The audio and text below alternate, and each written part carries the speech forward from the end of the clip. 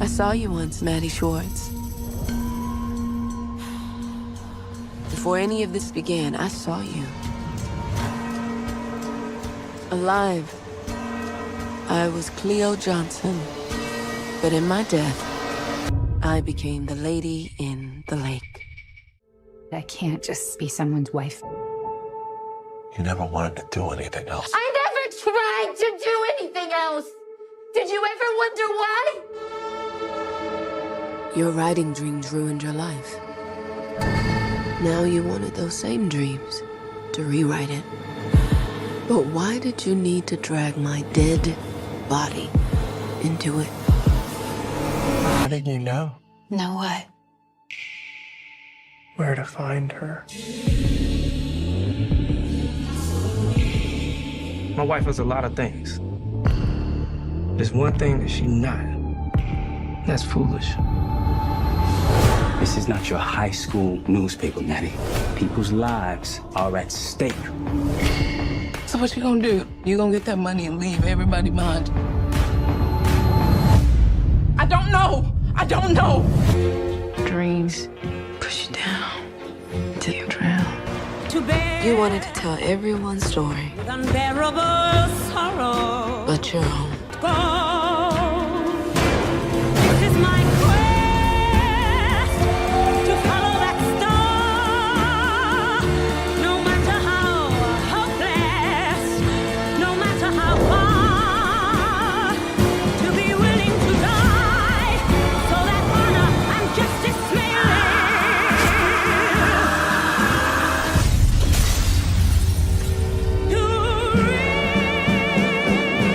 Every time someone turns up dead in that lake, it does seem to lead to you.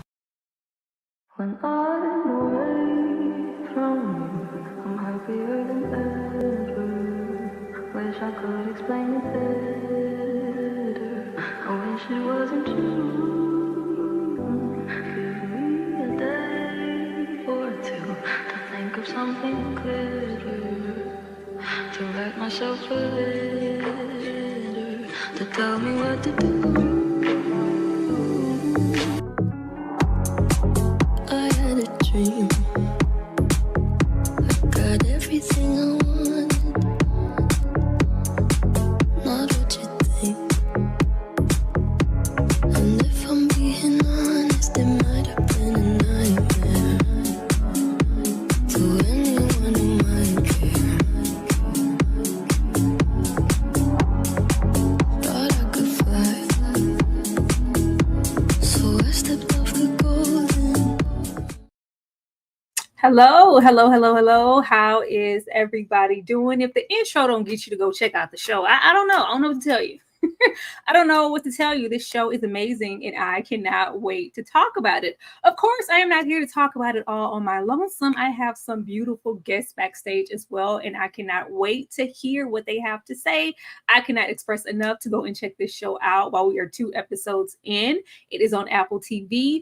On a regular basis, weekly basis, we will be discussing the show on Sundays. But to get you guys all caught up now, we're going to talk about it today. Not to waste any time, I'm going to bring out somebody I feel like I haven't had here in a little minute. And I am so happy that he made his way over to the Struggle Reviews TV. D Movie Man, how are you feeling about Lady in the Lake? Yes. It's always a good time over in the world of the struggle. So thank you so much for having me. I'm telling you, I'm really digging it so far. Because you were the one who put me onto this, and I didn't really know what to expect. And even when I read the synopsis, I was like, I'm wondering like what this is going to give. And I'll just say thus far, I've been shocked and like pleasantly surprised, but also just like ready for more at the same time. It's really delivered in a way I wasn't expecting. Absolutely. And when I saw the trailer and I saw the actual show, I was like, oh, this is black. Right. Oh, this is black. My peeps in the back was not lying. This is black. Ashley with the sweet perspective. When I said, how is it going over there with Lady in the Lake? It's like, oh, girl, it's black. It's black. I was like, it's black, Ashley. She said it was black. Black. and I'm here for it. It's so rare. And shout out to Alma Harrell, who directed, co-wrote the screenplay for this, because it's very challenging sometimes for some of our clear counterparts to capture us appropriately and give us depth as characters, right? And make us believable. And so shout out to her and her team for capturing Blackness and showing us in all of our beauty and even in some of the struggle. I thought these first two episodes were captivating. I was on the edge of my seat. I need to know more. And again, very noir, very mysterious. Like I'm here for all of it. Here for all of it. Damn. Next person I'm gonna bring out. I don't know if she's here for all of it, but I can't wait to hear what she has to say, because she's always coming through with them king opinions. Nikki, how are you feeling about this show? Yeah, I gotta completely agree with Ashley. I'm so sorry. I think the characters have about as much depth as those fish tanks. I'm gonna be like, I no. But hey, that's just me. I can't wait. I can't wait. I cannot wait, because you're gonna have to elaborate on that. I thought the character writing was like really extraordinary, especially by our two leads. Okay, what about Natalie Portman and Moses Ingram? They have depth, right? Next question. Oh Lord, last but not least, Kay in the backs with them books, because she is reading all of them. Kay, how are you feeling about Lady in the Lake? When I first seen the trailers and stuff for this series, and plus I trust Apple TV. I've watched a lot of good stuff. So I said, let me go and download the Audible to get the book. Because sometimes I got to see what the books say. But after watching the first two episodes, I don't know if I want to spoil it for myself. Like, I don't know yet if I want to know what's happening or if I want to see it in real time. So maybe in the next few episodes, I'll see how if it gets too suspenseful, I'm gonna just go ahead and get to the book. I don't know, ma'am. You saw when you put that in the chat, like I got the audio. I was like, I ain't say nothing. Like, don't tell me that. I don't want no parts of that book. I want to follow the show solo dolo as it comes and be surprised at everybody else. But just to spend just a couple moments on Alma Harrell, girl. I almost went sis. Like, girl, she did so good. Certain stuff we watch, and that's probably us being stereotypical, the way that we critique film. It's like, oh, it's a brother behind the camera. It's a sister behind the camera. I was like, oh no, it's a Alma behind the camera, and she is doing what needs to be done. I also like the fact that not only was this based on a book, but this is based on real life events of Esther Leibowitz and Shirley Parker. And just tying that in, I feel like this show was surreal. It was artistic. It was grounded, mysterious, and Black. I'm mesmerized. I'm loving everything it has, and I'm kind of a little shocked that it's a mini series. Like, this is something I would come back to, and something I feel like could unfold with a season or two. Honestly, Dee, what about you? No, I was definitely surprised learning about the influence with Alma Harrell and her being, Israeli American, and just what her experience has been thus far, and then how that's translated into this. Now, when I look at the direction thus far, and even some of the images that I've seen in the trailer, I get where, because she has like some influences with surrealism, and I can definitely see already how we're getting that, and that's going to continue to to make its way through the rest of the series. But I think she has a really great eye for this, and I think this might end up being one of those situations, although I'm a huge book reader myself, and most times the medium of books definitely will always hit a little bit harder than any adaptation, but this might be one where they might be fleshing things out in a way that at the very least services the book and kind of honors it in a different type of way. Absolutely. Nikki, I'm gonna come to you because you said the characters were a little shallow. What about the cinematography and the imagery on the show? Were you here for that? Yeah, I think the movie looks good. I felt the opposite of you. I knew immediately it was a white person behind it because I feel like it's a lot of stereotypes in the show, and I just knew it was a white person behind it. But yeah, I think visually that everything looks great, and even everything that the show is saying with just the imagery as far as Maddie's like fever dreams and things that she has, all of that stuff works great. Did you feel any horror within your? Were you getting any horror tease of what could come? Did I get a horror tease? Yeah. What's a horror tease? You know what? I feel like with a lot of the imagery, especially that we just see simply in that first trailer, this is treading, that thriller horror lane. Like I feel like you said horror. I thought you said horror. No, I was like, what is a horror tease? Okay, horror tease. Okay. Yeah, I definitely get like thriller, mystery, horror vibes. I'm sorry to all the horror. I thought you said horror tease, but yes, I definitely get a little bit of that in some of the undertones. Yes. Yes, horror tease. Give a little shoulder, take it right back. Horror tease. Kay, what about you? How did you feel Alma did with the show and the depiction here? How are you feeling about it? She really took us there. I like the tone and the environment. It's very like dimly lit. It's like you can feel something going on. Although it's like everybody is walking around trying to live their normal life, but there's this thing that's going on in addition to all of their regular life problems. And I just want to get into some of these little side stories, these little tidbits that she's giving us. I really want to know what all of those are about. So I love the camera work in this and how she is telling the stories of two people at one time, but it's not too flip-floppy to where it's like I'm getting lost. Yeah, not at all. I'm following heavily. I'm paying close attention. Ashley? Yeah, sometimes it can be challenging because at moments this does feel like an art house piece. But I love how it's still grounded in reality. I think there's a delicate balance, but you know how I feel about it. It's beautifully shot. I still think the characters do have depth, and we'll get into it, of course. But I think she kind of captured the essence of the time, right?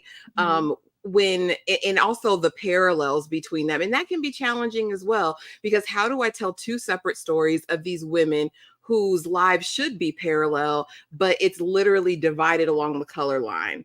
I think it's important messaging, but of course we'll get into it. I don't have enough good things to say about it. I love it, child. I love those little surreal moments. It's giving me Stepford Wives, Don't Worry, Darling. All that does is tell me Maddie not wrapped too tight. She's not all there. She's not all there, and she is hiding something. And I cannot wait until we find out what it is. But getting into episode 1, because this I love the way that this didn't even feel like, I was like, that's it. I felt like I was sitting for, how you would feel empty after an episode of Insecure. And it's like, I just sat down and Insecure is over. This did not feel like an hour to me at all. Who killed Cleo and Tessie? Lost innocents and the usual suspects. Bouncer and boxer Reggie is placed at both scenes, as well as the obscure fish store worker. They want us to think it's these two right here so bad. They want us to think it's these two right here so bad, in my opinion. We do open with, Cleo's narration.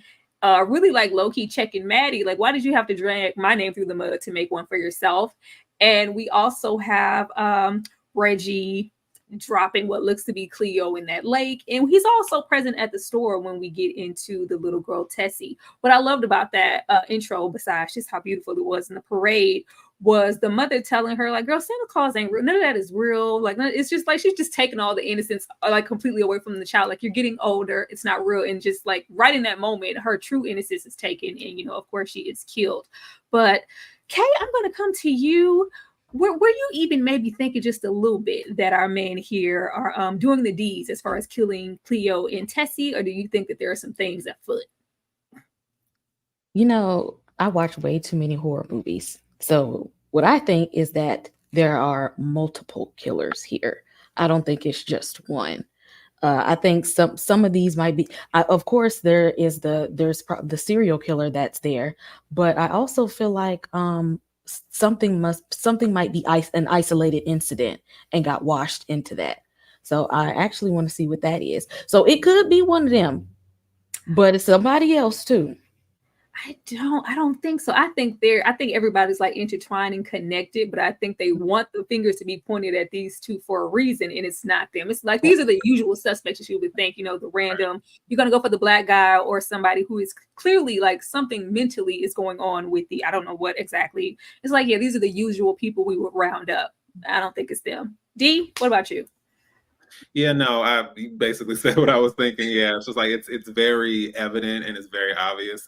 And I think that at least for me, and it's hard because I think trailers draw you in, but then sometimes you find out some things ahead of time. So I will say, at least for me, Jesse's interaction in the fish store and all that, it seemed so innocuous at first, ironically enough.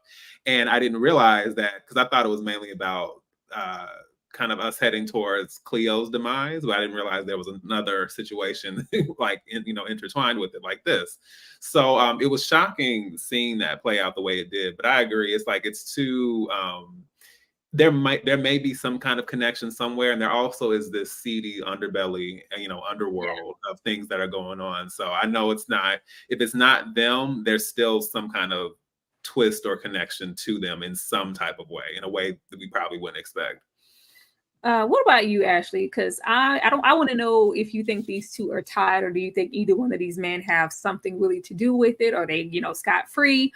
And do you feel like, because I feel like they're connecting these stories to show just how much play and press Tessie's death is getting. So when it's Cleo's turn, I don't think, we're not going to hear about Cleo. There's not going to be any search parties out looking for Cleo, and it's going to just show that just position. What about you, Ashley?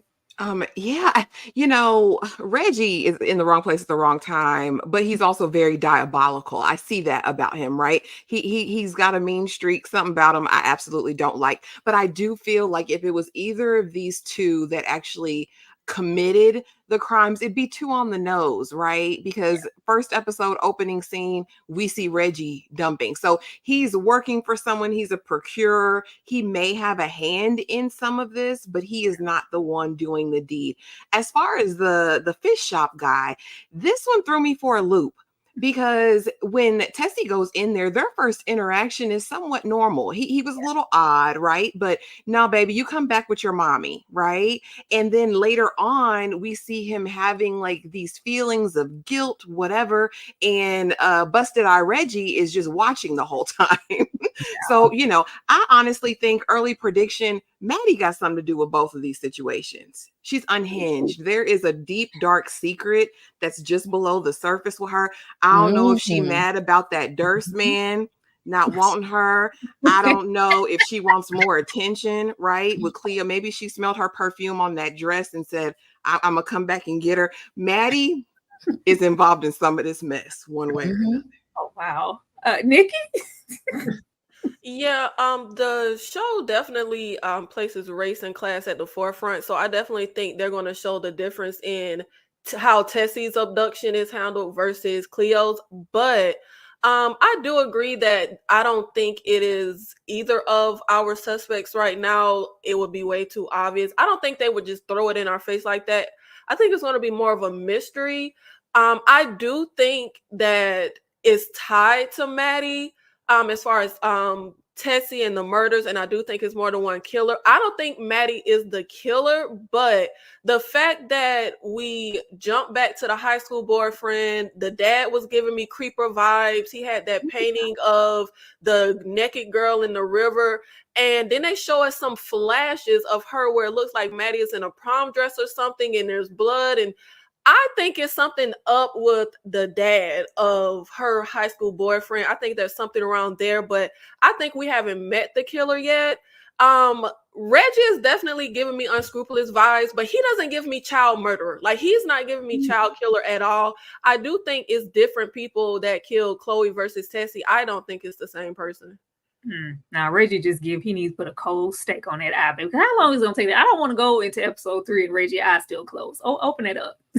Open it up. Oh man. But yeah, speaking of that, who's this?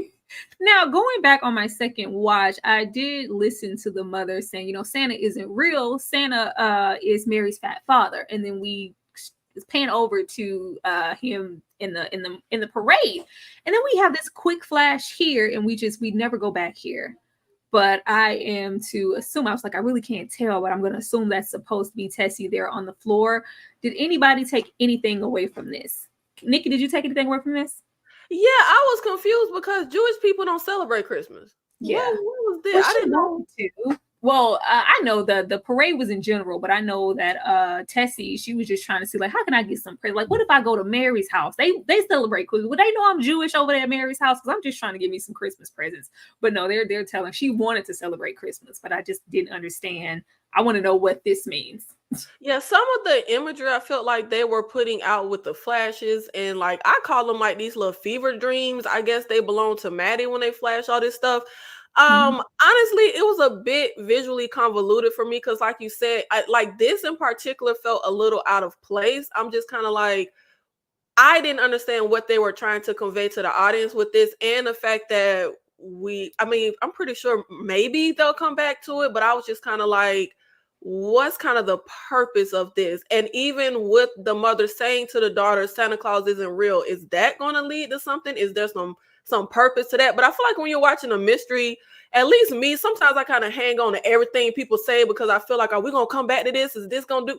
So I might be reading too much into it, but I'm definitely feeling like it's going to come back. I'm just not sure how. I think it should, because she's, the whole time she just went into the store because she wants to see her. So it's this, she's been traumatized so much that she's just envisioning what she wanted Santa Claus to bring her, and it's actually somebody else sitting there. I don't know. D, what you think? Yeah, I was gonna say it threw me at first, but kind of circling back around. To me, I think, and of course, so much of this is based around surrealism and surrealistic imagery.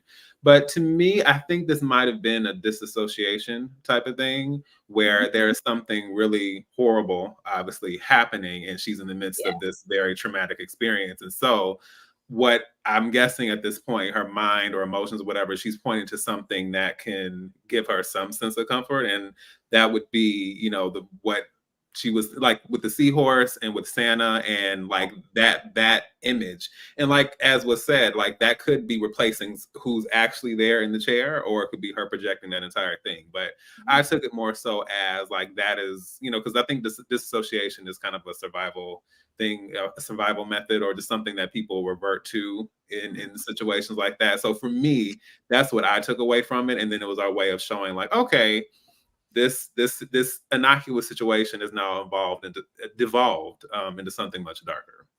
All right, Ashley, because don't threaten me with a good time. I'm gonna catch it. Ashley. Yeah, absolutely. I agree. I mean, that was like the culmination of everything that she had wanted that day, right? I want Santa and I want my seahorse, right? So I can imagine if the unthinkable was happening, that's the place that you would go. On the first run, I was like, oh man, the Santa from the parade, he done got the baby. But then after thinking about it, I'm like, he ain't there. He's not there. That's not him. That's her hoping and wishing and praying for better times. I do think the dynamic between Tessie and her mama was interesting, because that's a bit callous. I know the baby's Jewish, and but to me, you would empathize with your child in wanting a Christmas. And I don't think in passing, I would tell her that all her hopes and dreams were wrong in that moment. And I think that's probably going to speak to some other things, and maybe even how mom responded at the funeral, right? I mean, aside from losing your baby, you're overcome with emotion, but that's the last thing you told your child when you saw them alive. But yeah, Santa's not really there. That ain't Santa. Santa ain't do it. Kay, is there a killer Santa in that audiobook? I don't know. I almost got to it. I'm like, how far do I need to go to figure out who this is and what this is about? Because I'm look, sometimes my suspense it get too much.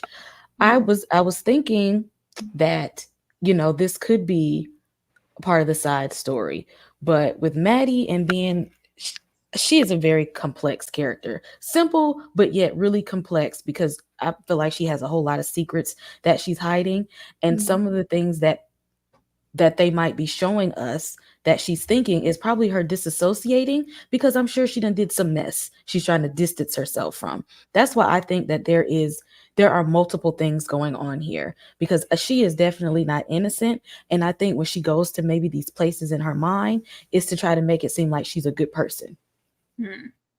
Oh, no good white person. Let me go to the next slide. Next slide. Oh, Maddie, girl, you threw that on the ground when you said one of them Negroes stole your ring. Kosher meets in the dress off Chloe's back. I'm docking her pay. Luther had said that. I'm docking her pay. So close, yet worlds apart. Parallels between Maddie and Cleo. I thought this was really interesting. I do really love their first and probably only encounter before, Cleo's demise. I really love how they're going to get us like really invested in love Cleo, and then we already know that she's not going to make it. But I thought it was really significant that she wanted the dress off of Cleo's. Like, I want that one. It's like, well, we don't have anything else in stock. If you get it, it's the one she's wearing. Like, yeah, I want this. Like, I'm taking it just felt real. Like it rubbed me the wrong way that she did that, along with what we expect stereotypically from this type of era, and snatching the dress off of Cleo when I requested this time off, and yet and still I have to get my pay doc because you ain't know about it. Yeah, they're close, but they're far apart. Nikki, I'm gonna come to you first. Oh Lord. Yeah, this scene plays a part in my dislike of the portrayal of the characters. Obviously we're in the 60s, but I just feel like all of the side by sides of Chloe and Maddie and the race and class difference, like I'm literally working in the window, you're shopping here, and not only shopping here, but they're kind of catering to you, and but a Negro is in a dress, and like I said, of course it's the times, but I just feel like the show in general so far is very heavy-handed with the Jewish characters' Jewishness and the Black characters' Blackness. And I could see if we saw different portrayals, but like all the Black characters are like gambling, working in this seedy underbelly. Even the Black politician with her like fake alliance and trying to act like she's doing stuff for the people, but I don't want this because of how to look. I just want to use Chloe in that moment. But I don't like Maddie. Oh Lord Jesus, I don't like Maddie for a mix of what we've seen and because of Chloe's voiceover, because it's giving opportunists, it's giving, you're taking other people's tragedy to kind of push yourself forward. And I don't see it as she's going to be championing this missing Black woman and no one cares, so let me step to. I think it's going to just be because she want to get back into Nancy Drew and being on the school newspaper, and she's going to use this to prepare herself because she's sick of cooking and putting stuff in the dairy dishes and chopping the meat and all. She don't want to be housewife. Her son disrespectful. She should have slapped the glasses off the son's face. But oh man, I don't like the character. And then they had to have her sleep with my man Officer Platt, and it's just really giving lots and lots of stereotypes.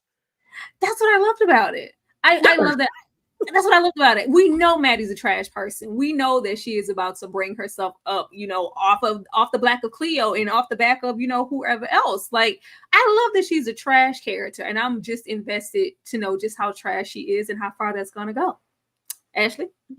Yeah, I mean, I was here for these initial moments. And what I really thought was kind of poignant, and it kept being repeated over and over again, because Maddie's not presenting as a Jewish woman, as what they believe in Baltimore in 1966 a Baltimore or a Jewish woman should look like, right? So they think she's just a standard WASP, I'm sure, in these moments. So she's actually accessed a higher level of privilege even then. But baby, down to the fashions, they were paralleled up into a certain point, up to the speaking engagement, down to the little chapeaus, honey. Their hats were aligned. They just were in two different shades of outfits. I loved that. I also loved how Maddie is completely unlikable. I couldn't stand Maddie once she opened her mouth at that Jewish auxiliary meeting where she's presenting the awards. I was like, okay, this is what we're doing. And I also liked how Cleo, even in the moment, they're stripping the outfit off of her, and she's like, oh my. I mean, that's what any of us would do in that moment. So I think they took time to give little relatable moments for Cleo, even there. And I like how it's on the nose. It was 1966 Baltimore, and that was someone's life at the time, right? And I stand Cleo and her narration, because she's checking Maddie every step of the way. No, 1966. It's a Maddie down the street right now. It's a Maddie down the street right now. Well, we can't eat it now. It's in the wrong table. Well, that scene pissed me off. Maddie, the unappreciated, uninspired Jewish housewife. What's her connection to Tessie and her father? I never tried to do anything else. She was putting a lot on that Jewish accent, child. You better go off, Natalie. I've loved Natalie since The Professional. I love anytime she's acting anything. But we see not only the parallels of their life, but we, get a lot of dimension, and we see pretty much what Maddie just needs to run from, this lush housewife of a lifestyle, but she's unappreciated by anyone. Her husband, like, first, I want to know what the big deal was, which I'm sure we'll get into later when we find out her connection to Tessie. But she just feels like nobody cares but me. We should be out with a search party. We should be doing something. Or even at this moment, I looked at Maddie sideways up there at the top when she is giving the award to the women at the Jewish event.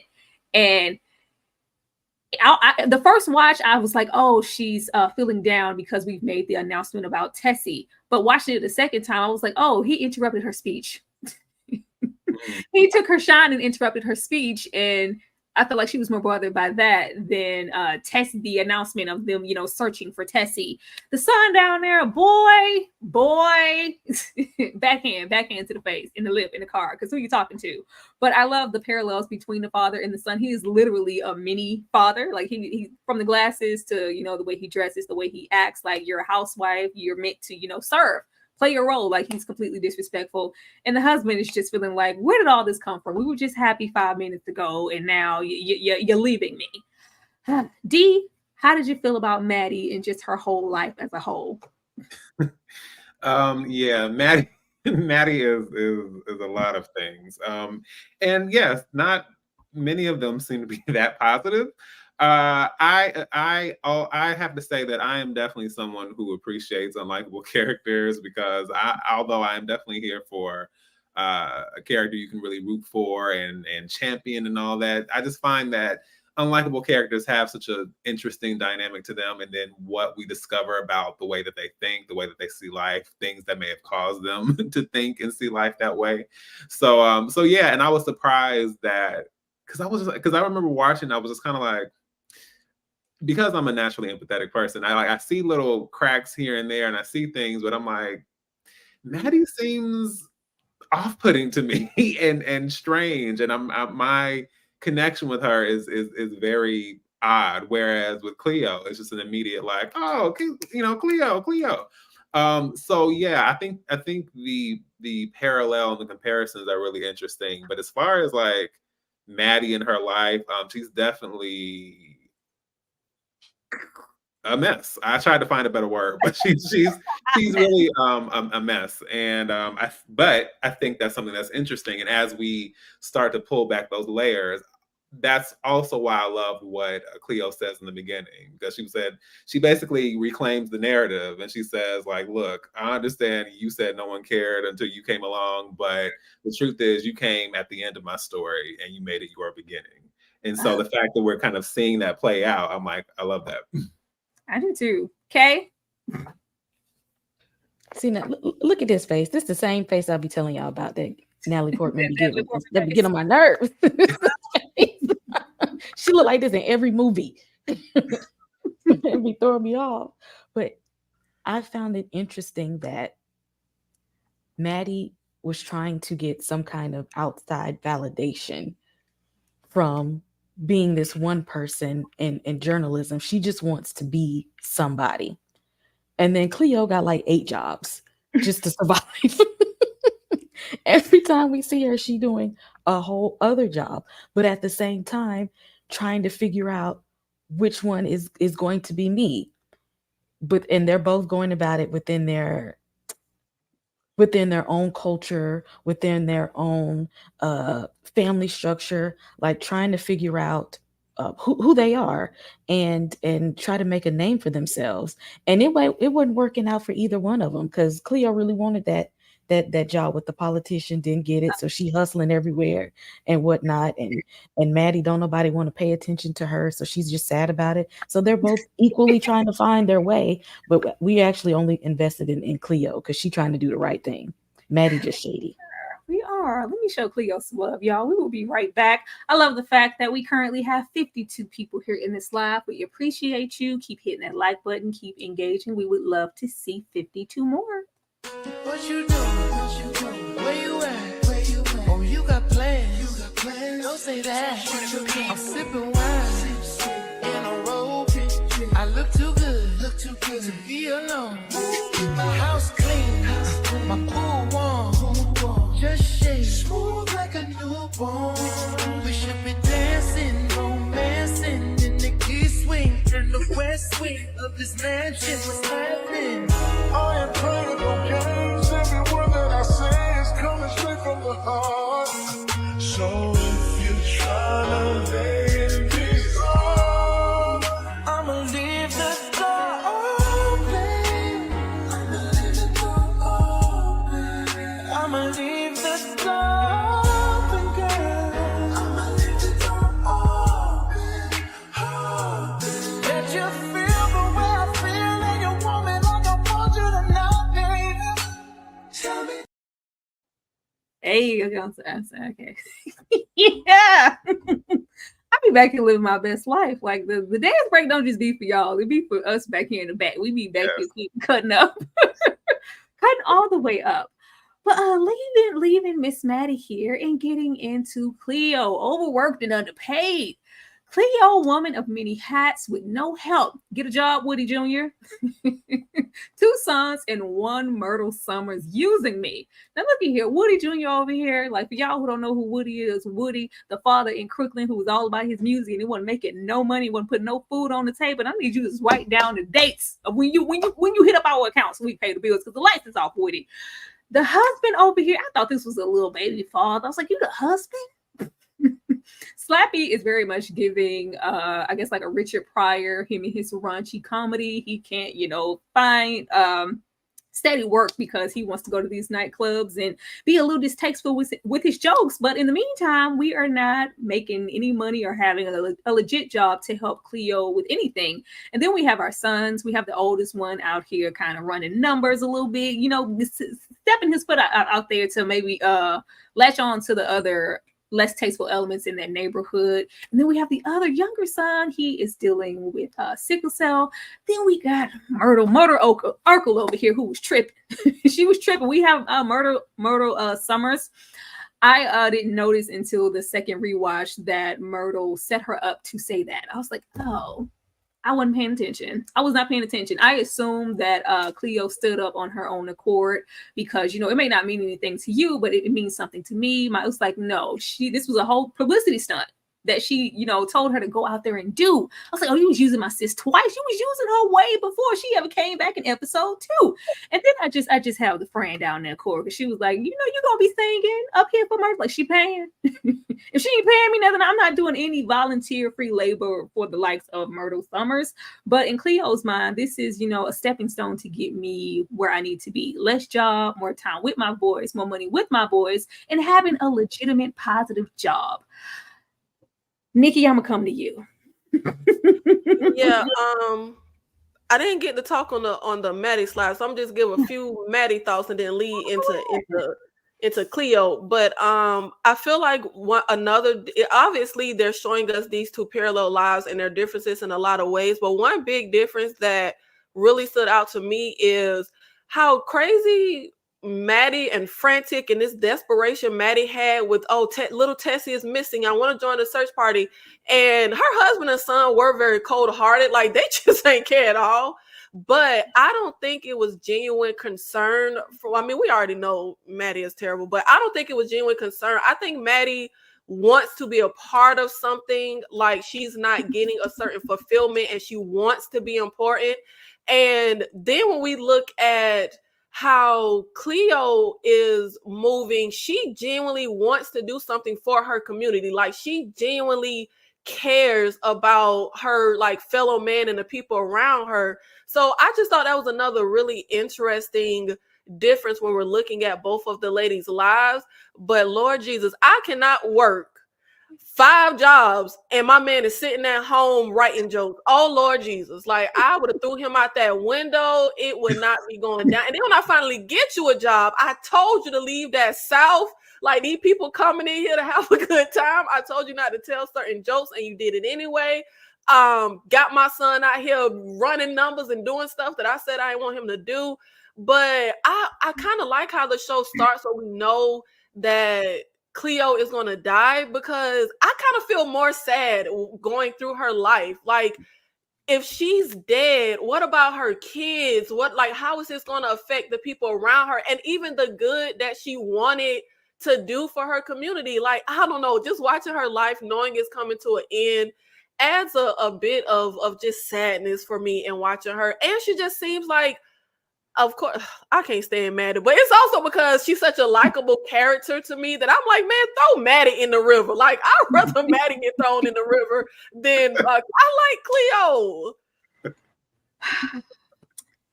We all like Cleo. That's what I was saying. They're painting this picture real tough. So when we see the actual happening, we gonna feel that loss, even though we already know it's coming. Ashley? Yeah, I'm gonna get into reading Congresswoman Summers, aka Veronica from the Haves and the Have-Nots. If you know, you know. Okay. However, I will say this, just for all of the confusion around the dish and why he was spazzing out. Apparently, they are in some form of orthodoxy, right? And so to keep a kosher kitchen, you have to have dairy dishes, and then you have dishes like for your meat or whatever, and you can't cross-contaminate it because it makes it impure, right? So that was the whole big thing. And then that dry brisket, nobody wanted that. Okay. That brisket did look dry, Ashley. And them potatoes with ain't nothing on them. She just chopped up some baked potatoes and set it on the plate. Girl, find something to do. And don't be mad. She said, F that kid, F that husband. But she ain't try to raise that little boy. That's all I want to say on her friend. We can go back to Cleo. Why do you think she ain't try to raise the boy? Ain't no child is just that outwardly disrespectful. It almost feels as though she's neglected him throughout his life. He has such a disdain for her. Like, even she could go, Dad. Apparently the father is the one who's really invested time with him. Maddie is in her self-deprecating, woe is me, I want attention, what can I do to make, you know what I mean, myself feel better. She definitely gives that. She's an opportunist, I believe, as Nikki said. She's just waiting on her moment. She wants to get back into her journalistic era so it can be about her. She wants it to be about her. 20 years later, get a life, Maddie. Yeah. But as far as Cleo, I mean, I don't know what's going on. I appreciate the awareness brought to sickle cell in the last couple of shows, because we find out that her youngest son is suffering with that and in and out of a crisis. We also meet Teddy, which, if we're paralleling their lives, right, we both have teenage sons or preteen sons, and Teddy's on the opposite side though, right? Teddy's trying to help his mama. I'm gonna run these numbers, mama. I'm gonna interpret these people's dreams, get their numbers, so I can help out. My daddy ain't doing anything. He's sitting up there with the homies, chilling, and you checking everybody. You're going from the mannequin to, let me get his speech. Maybe Summers will give me a job. To, now the house I got to clean up and pack up and go to my mama house because Slappy. Ain't no way he'd run me out of my house. Ain't no way. But I do want to talk about her at this campaign, right? Because in that moment, I mean, we're meeting Black Baltimoreans, right? From all walks of life. We have a principal at the table where she's sitting, a perfect opportunity for networking. She's like, I'd love my son to go to your school. We also see the male constituency. Like that, actually, because that principal was like, yeah, I gave away that hat you wearing right now. Like, say it again in my face, Heifer.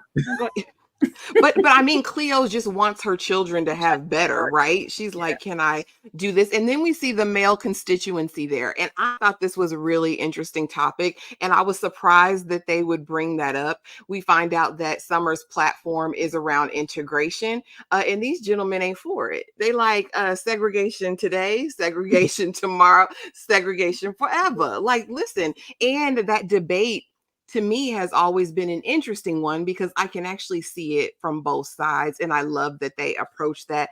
And I also love that Cleo got to use her voice. She's charismatic. And we see that she's capable of more and worthy of more than where she's at right now. And I like how they highlighted that. I was tired of Myrtle, honey. It was giving, wash my palm and I'll wash her, stand up and make this grand scene. And, I'm going to let you into the society, girl. She wasn't. She lied, girl. D.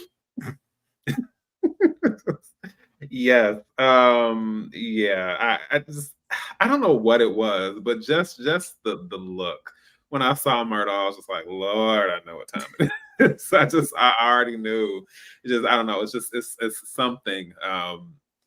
It was something in the eyes, I suppose. But yes, it's like I was saying, telling Ashley, but this is not giving Rochelle. I don't need this. My man got 2 jobs. Like, she's the one holding everything down. So it's unfortunate, and I do definitely agree with what Nikki said, to where because of the structure of the show, it's like highlighting the tragedy of it, and we see more so that she's kind of fighting against her own demise in a sense. And so I think to know that everything she's working for will all be for naught eventually is very unfortunate. But I do think the dynamics of Baltimore, especially on the blackly black side of town, I thought that was really interesting, and just seeing the factions of Gordon and then Myrtle and like all of that. I thought that was really, really interesting, and how they use that parallel and then that specific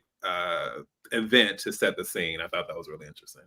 It is. I could stand Myrtle Summers, but I loved her because we know for that time there were a lot of congressmen and politicians and up and coming congresswomen who used this dirty money to fund their campaigns. And once they hit a certain level, they try to disassociate and become, something else and integrate, as she said, with them white people. Okay. It's something I just now thought about. I didn't even think about it while I was watching it. But the parallel of the white family being the traditional family, the dad, I go to work, I got the money, I'm paying, the cars are in my name, the bills are in my name, the money in my name. All I need you to do is cook, and you ain't even doing that well. But that's all I asked you to do was fix me a nice meal, okay? Everything taken care of, and you got an attitude about everything, and storming out the house. And then we get Cleo, who's like, why are you not at work? Why are you not contributing? And both of them are coming home and being angry, but for 2 separate reasons. Yeah. 2 different reasons. And I just thought that dynamic was interesting. And I wonder how many people actually caught that amongst their story, just showing the different family dynamics. And it's just like, these generational patterns that just keep going. Like, why we can't go home and just chill out, Yes. I did like the parallels of, even though it's different, it's still kind of the same. Like, both of their spouses are unfulfilling them in some type of way, shape, or form. Their sons in different ways are like starting to go a little, even though child Maddie's he can't stand her. But it's the same dynamic, but it's different. I liked it. I thought it was good. And but that's why I don't like the characters. It's such a stereotype. You got the black woman that's out grinding, working, and then she has a deadbeat husband that's doing nothing. She got to take care of everybody. But the white woman, like Kay said, got the husband that's doing. I don't like it. Child. Cleo said, if I had a 10th of what you had over there at the estates, girl, my feet would be up. I'm out here sleeping with Slappy the Goosebumps. Goddamn, like, he ain't doing nothing. She's sitting there telling jokes, looking like the puppet he is. What's your plan, Maddie? No money or job, but there is plenty of judgment and an overly eager 20-something. Now, the little daughter over there, I don't know. felt real icky about her character. Like I just didn't like her presence at all, and she just seems really weird. I don't know if she's supposed to be giving early 60s, late 70s flower child or what. I don't know. She gave me weird vibes. But yeah, but Maddie moves to the hood. Maddie is in there like Tina Turner on What's Love Got to Do with It. I give you the ring off my finger if it means I don't have to go back to that man in that brisket. Just let me move in for just a little bit. And of course, the Jewish community, like, I'm gonna take you in until y'all figure this out. Everybody at this point is just assuming eventually Maddie is gonna go back home. Nikki, did you think Maddie was going to go back home or she was going to stay in this hood as long as she did? Because she really want her emancipation if she moving here. It ain't no white person in sight. Hell no, Maddie ain't going home.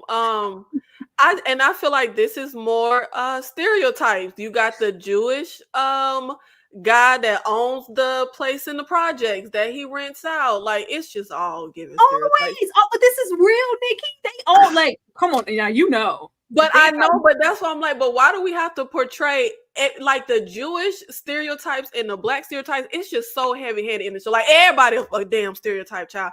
But I love this little lesbian coded, crazy ass little redhead teen girl. Like, she wanna dive in Maddie Ocean, baby, so bad. But I love that little girl. She, for me, I can't remember her name, but she makes Maddie likable for me. Like, I can kind of stand Maddie when they got their little dynamic going on. But I knew Maddie was not about to go back home. Maddie want to be on somebody's CNN. She want to be in, the New York Times. But Maddie, for me, though, was very surprisingly at home in the hood. Like, she didn't go in that apartment and look around. She just kind of took her shoes off, laid on the floor, smoked some weed. Like, she was happy in the hood. She did. I thought it would. I mean, I guess that's a testament to how badly she wants to be free of it all. But it was just like, above all else, Maddie, who has been living this plush life and married and who is just strongly integrated into this Jewish community, I just thought for 1 second it would be like, maybe she would think about, like, she ain't even like try, like, she don't have a dime. Not even like she got some runaway money. You don't even have anything. Ashley, but that's what I thought was crazy about her coming here. And maybe they just threw us into some melodrama without context, because the catalyst of leaving your husband and then screwing somebody else cannot be the little girl being missing and throwing the meat away. Like, that cannot be the catalyst for you finally saying this is it. Child, that's what them some real flashbacks were. Like, I've been a Stepford robot. I've been on my back with this man. He ain't even switched positions for me. I'm ready to go. I got to get out of here. Ashley. Yeah, we cannot be under any delusions that this was thought out, right? Up to a certain point, Maddie has been plotting and planning and was waiting on a reason. She was waiting on a calculated reason to be able to up and leave. She had that suitcase too fast. She had them clothes packed up too fast. She knew exactly where to go late in the midnight hour to find a place. And I agree with Nikki. Judith absolutely wants that kitty cat. She wanted real bad. It was clear and present danger. Even everybody else thinks it too, as we get into episode 2. But yeah, no, Maddie has been plotting, planning, and scheming to do this. She's been out of that relationship. She ain't want him. She don't want her son. Maddie wants to be in her free girl era. She wants to live by her own terms. And she feels as though in some way she's a victim in all this, right? What I will say, and we didn't really talk about much, was, though, because I can't stand her husband either. I'm not gonna knock her because he's trash.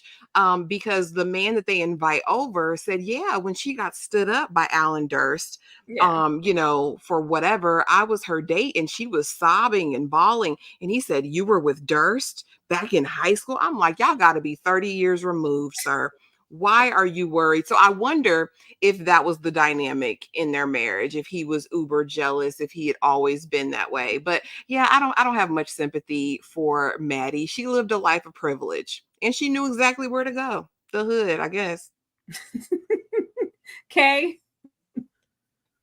Yeah, Maddie left that house of comfort and been crying white tears ever since. Like she was running away from oppression, just sprinkling white tears, just everywhere to get this.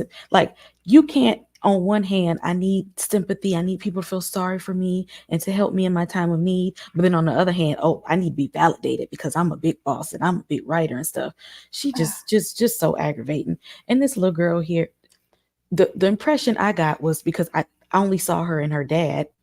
It was like, I'm like, where your mama? She just was like yearning for a female role model and mom and stuff. And Maddie is like, I don't even like my own child. So what you think I'm gonna do with you? like this ain't gonna be that kind of rapport. I don't have those kind of feelings towards people. Y'all gonna make Maddie I go don't this think it's a role model baby yearning for. When even at the because when they do find the body and she's like, I just want to hold me instead. Like, you get your ass over. Exactly. Like she needs something. Like she needs something. Like she needs love. That's where is your mom? You need something. But Maddie ain't got it.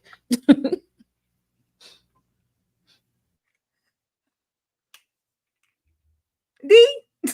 Oh, sorry. I'm sorry. I was still stuck on that. Yes. I will say this about old girl. You may look at her and think that she's just a young girl, but she's not just a young girl, baby. This is what she's looking for. Okay. So yeah, I think it was very clear. I think it was very clear. And the thing is, to me, and I know I'm unlike a lot of people, I know how to separate actors and actresses from the roles they play. But I'm not gonna lie, I feel like I have a permanent side eye for Mikey Madison ever since I saw her in the 5th Scream movie. So I always, whenever I see her in anything, I'm always like, like, so what you gonna do in this role? I just always feel like her characters are gonna be a little off. So yeah, so I'm interested in seeing like how that develops. But yeah, this clearly was, even if it's only unconsciously, this was already a plan that Maddie had in motion. Because despite her husband being a lot of things, I just feel like it couldn't take something that small to send you out the door. So this has been in the works for a while. Oh Lord, that makes her even worse. You use this baby's dead, so oh, y'all don't care. I'm getting out of here. You want to leave anyway. Don't be trying to use that poor baby Tessie to grab your little your luggage, ma'am. Trash, Maddie, absolute trash. But she got her little. She knew where to go. She knew where to go, and he took her in. Oh, Mr. Gordon is not to be played with. Running numbers, the books, Officer Black, and that was definitely a threat. Now, she was really playing with fire here and putting a whole lot of stock in Miss Summers, because it's just like, you know what, girl, I'm gonna do what you said. I'm gonna stand here and look all disenfranchised, and Myrtle Summers pulled me up, and she's giving me opportunity. This is what it could be if you link up with her as well. But Mr. Gordon is not here for that. I was not expecting for us to shift gears and she's in here with Mr. Gordon running numbers. I was like, ma'am, Cleo, you still got to go home, ma'am. I just didn't exactly know what Cleo thought this was. Well, clearly she thought, it's not really a big deal. I didn't really say, all that much. All I said was, but yeah, the table has a whole lot to say about it. And Mr. Gordon also, I just love the little, first of all, shout out to Wood Harris. I was like, oh girl, this is Black. Wood Harris is here. But it was just the subtlety and his power and his flex. So, you'll get up there and introduce old girl, just because I said so and I can make you do that. I still, pay your check. You work for me regardless of what you think. And then this was right about the time that I was like, oh, okay, hey, Dan, you Officer Black. You over there looking at Cleo? Is she going to leave Slappy and get with a man with a real job? No, you just looking for anybody with legs at this point. Looking for anybody. I had faith in you, Daniel. Why? Kay, how'd you feel about this? Look, if it ain't Black, Wood Harris is not even leaving the house. Okay, he's not even wasting his time. It got to be black for him to even come out of the house. So every time I see him, I'm like, okay, I know this gonna be Black, because this is what he gonna show up for. And look, Cleo, she is out here hustling. I did not expect her to come from the dress shop to come down here to have she got a day job and a night job. And all she is asking for that man to do is just help a little bit. Like, she is really out here trying. And then we've seen her at the politician office. When did she go to sleep? Dropped them kids off at her mama's and told that stepfather where to go and came straight here. I thought she was working at the bar. The fact that she's all behind and you in the trenches doing the books, girl, you too close for comfort to be standing up at a rally. She got her legal jobs and her side hustles. You know what? At this point, I can't even be mad at it. Nikki, just tell me this scene did something for you. Were you happy to see Wood Harris at least? I'm gonna tell you, I was hyped to see Wood. I am so hyped that my boy is getting a check. It ain't easy for these black actors to be trying to get work. So I'm happy he got a solid check. And my baby from Insecure looking fine. But I think his name Officer Platt, not Officer Black. Oh, but I knew it's somebody in the chat saying they thought that he was gonna hook up with, or he wanted Maddie. I mean, Cleo told us that he liked white women. So we knew that wasn't about to happen. She told us that he liked white women. But Wood Harris, Mr. Gordon, he the Frank Lucas of the block. And I actually like his character. Like, I like his little Frank Lucas little character that he got going on. But I knew exactly how this was going to play out for Maddie, because she put everything on her shoulders. She's trying to take care of everybody. And once she saw that things weren't going to work out with the politician, of course she came over here to try to, get some more money in her pocket. But I don't think she realized what she was really doing and how deep into bed she was getting with Frank Lucas when she decided to do this. But them men at that table was pissing me off so bad. The man at that table was pissing me off so bad. Like, I just stood up and I just talked. Y'all was planning on killing the lady anyway, so why does it matter that I stood up to say anything? But what I am very surprised by, I don't know if we're going to get into it later, but with Gordon, I'm very surprised at, I don't think he told Reggie to tell Cleo to go, do that delivery. I don't think that came from him. But I'm very surprised that he would use such fools to pull out such a serious job. I'm like, I thought you was better than this. Like, you're not supposed to be at the front row of the fight with a mink coat. Like, I thought you knew the rules. Like, what in the world is going on? I would think you would pick people more efficient, because they was giving me, they gonna snitch, they gonna F up the job. Like, they was giving me all kinds. But look, I'm not Thug Life. So what do I know? Ashley. Yeah, so he would, I'm always happy to see him, and he's aging so well. Like, absolutely. Okay, so now that she's come back and he's like, listen, you open up your mouth for her all day. I pay you, you doing that for free. I pay you, get up on the stage, introduce your high friend, so she can sing this song in a way I've never heard anybody sing the song. I wasn't mad at it though. But I think at this moment it becomes pivotal. I think Cleo, out of desperation, is like, I'm going to speak up for Summers because this is my way out, right? She doesn't want to be in this. She don't want to be barkeeper, bookkeeper, mannequin. She's like, can I get one stable job? And he's like, well, go on. I know your husband ain't working. I said, well, that's embarrassing, but I guess everybody knows anyway. Go on ahead and tell him he can come do his little act. But as far as you're concerned, you do what I tell you. I pay this. I run this. And I just think, honestly, that whole situation was about her wanting more for herself with Summers and taking a risk. And sometimes we got to take a risk. What about you, D? Were you here for the Wood Harris of it all? Do you feel like Cleo bit off way more than she can chew? Just even standing up in the first place in episode 1, because you knew you had to go and run them numbers. And I was here, girl. Billie Holiday said, same girl, flushing evidence and that good dope. Because, girl, what? She wasn't gonna make it. I thought she wasn't gonna make it to the stage. I thought nothing wasn't gonna come off, and then it was giving, them their eyes. Lady Sings Blue was like, girl, you better make something out of nothing. But yeah, D, go ahead. You good. Yes, definitely always great to see Wood Harris. I think he's definitely someone who flies under the radar, and I don't know if his talent is always as appreciated as it should be. And even despite all that he's done, it's always going to be Julius Campbell from Remember the Titans for me. That was the introduction, and there's always going to be a special love there for that character in that role. But yes, definitely bit off more than she could chew for sure, but it also shows you how what a slippery slope that world is. Even when you try to, even when you feel like you're just dipping your toe. And I think it also highlights the reality. Sometimes it kind of depends on the circumstances, but it's like if we already are living in this world where we already have limitations in place racially, by class, by all these different,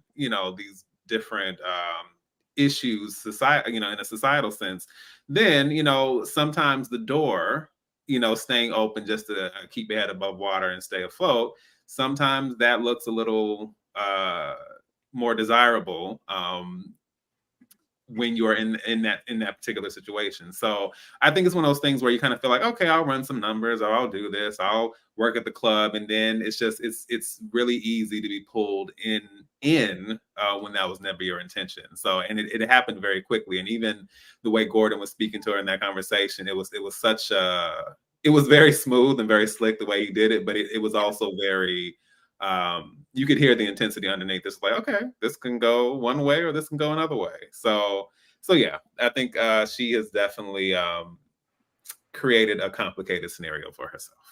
And as far as Reggie here flushing his fish, I'm not gonna play with this show. I'm not gonna play with y'all. Reggie just said, "Say what now? Who? Yeah, let me go. I don't want nothing. Even the fish I bought on that day. I don't need y'all connecting me to that store in no way. Let me go on and just flush it and go on by my way." I didn't feel like it was frantic as far as him having something to do about it. He may know who does have something to do with it, but it's not Reggie himself. He does the little brunt work. He does as he's told, but he wasn't told to do that.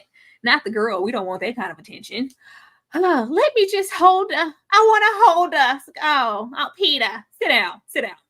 How did Maddie know exactly where to go to find Tessie's body? How did she know? She went directly. It wasn't even. You have her linking up with the 20-something Judith, and it's just like, if I can't join a search party, I'm going to create my own. There was no searching involved. She went directly to the spot and found the baby and broke down as soon as she saw her, as if I was expecting her to be here, but I wasn't expecting her to be here. Ashley, how did Maddie know where to go? It make me feel like she and Alan Durst did something in them woods by that something before. Like, I don't know what's up with Maddie, but like I said, she got a hand in it, because it was like she and Judith, I was like, are they finna make out in the woods at first? I was like, what's going on? And it's like, oh, there's Tessie. No, hold me. No, you go get help. I can't leave her. Well, baby, I'm sorry to say that baby already gone. You leaving, the body ain't gone. Tessie don't know anymore. I'm sorry. Tessie don't know. And then she tuned up her face, and I was like, this is the moment she's been waiting for. This is the thing that she's needed, because now she's going to be a hero. Now all eyes are going to be on her, for better or worse. But no, it was very suspicious, girl, because why are y'all there? And I mean, not a flashlight. You're there with this heifer in the middle of the night, in the darkest, most remotest part of these woods. Like, how? Something happened there before. She knew something, she saw something, she witnessed something, or she participated. I believe that. It had to be, because it almost felt like, last time when this happened, umpteen whatever years ago, this is where the body was taken. It's probably here again. Like, she knows something. Dee, what about you? Yeah, I think definitely once I thought about the flashback in the woods, it was just kind of like, and even then, it's just like, of all the places in Baltimore, I mean, Baltimore is a pretty massive city, and it's just like, a body could be anywhere, like anywhere. So it's very strange to have a direct line to that particular place in that particular area, and then find her, and then just like as was said, like the energy and just the reactions to everything, like what's really going on here. And we already know there's a link because of the whole Durst piece. So yeah, I thought that was very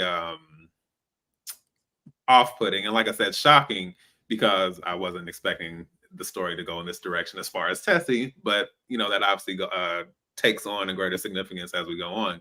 And let me also say, because you showed the little slide for it, but Jennifer Magbach, who portrayed Dora, her rendition of "Where Did Our Love Go?" When I'm not kidding, when I tell you I played that easily like 10 to 15 times. Yeah, it was moving. Like where is the single? Like, can we get a release, please? I need it now.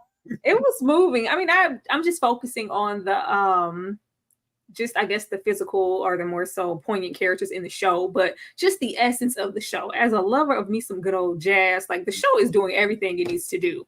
When we get to the second episode and that Havana Nights rendition mixed with us taking down Dude in the Fish Store, it's like, oh, like image-wise, we are going to be taking away some beautiful things from the show, and I can't wait if we are just getting this. But the song, I was here for it. She had me mesmerized. I was just glad that she didn't fall out.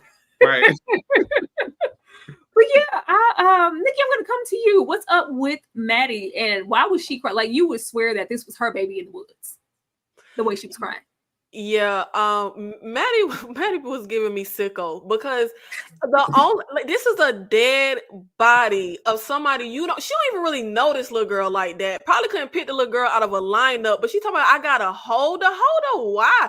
Like, only a parent does that. Like, if a parent gotta go identify their child at the morgue, they're gonna want to kiss the child on the forehead. Because that's their child. But it was just really strange for her to say, I want to hold it. First of all, you ain't supposed to mess with a crime scene. Like, right. What are you even doing? But this was also the catalyst to make me feel like I think Maddie is connected to Tessie's death. I don't think Maddie killed her. But when they were walking in the woods and Judith said something about, oh, did you make out with somebody, with your high school boyfriend or something? I do think that this area in the woods ties back to that high school relationship. Yeah. And I also think it ties back because this isn't a little child like 3 years old who would wander off with anybody. A child of this big age would only wander off with somebody they trust. And I don't see a stranger kidnapping and forcing her when it's a crowded area at the time. I see her willingly walking off with someone. If we're to believe that that was the last, time she was seen, as the show showed us, was in that little store at the parade. So I really think it lead back to her dad or her grandpa. Like, I feel like something. I feel like they wanted them to kill her, if not something leads to them, and whatever tie Maddie has with that high school boyfriend and his dad and these woods, like, too much of it is connected to her past for me. But I feel like this actually showed us more of the parallels between Maddie and Cleo as far as race and class.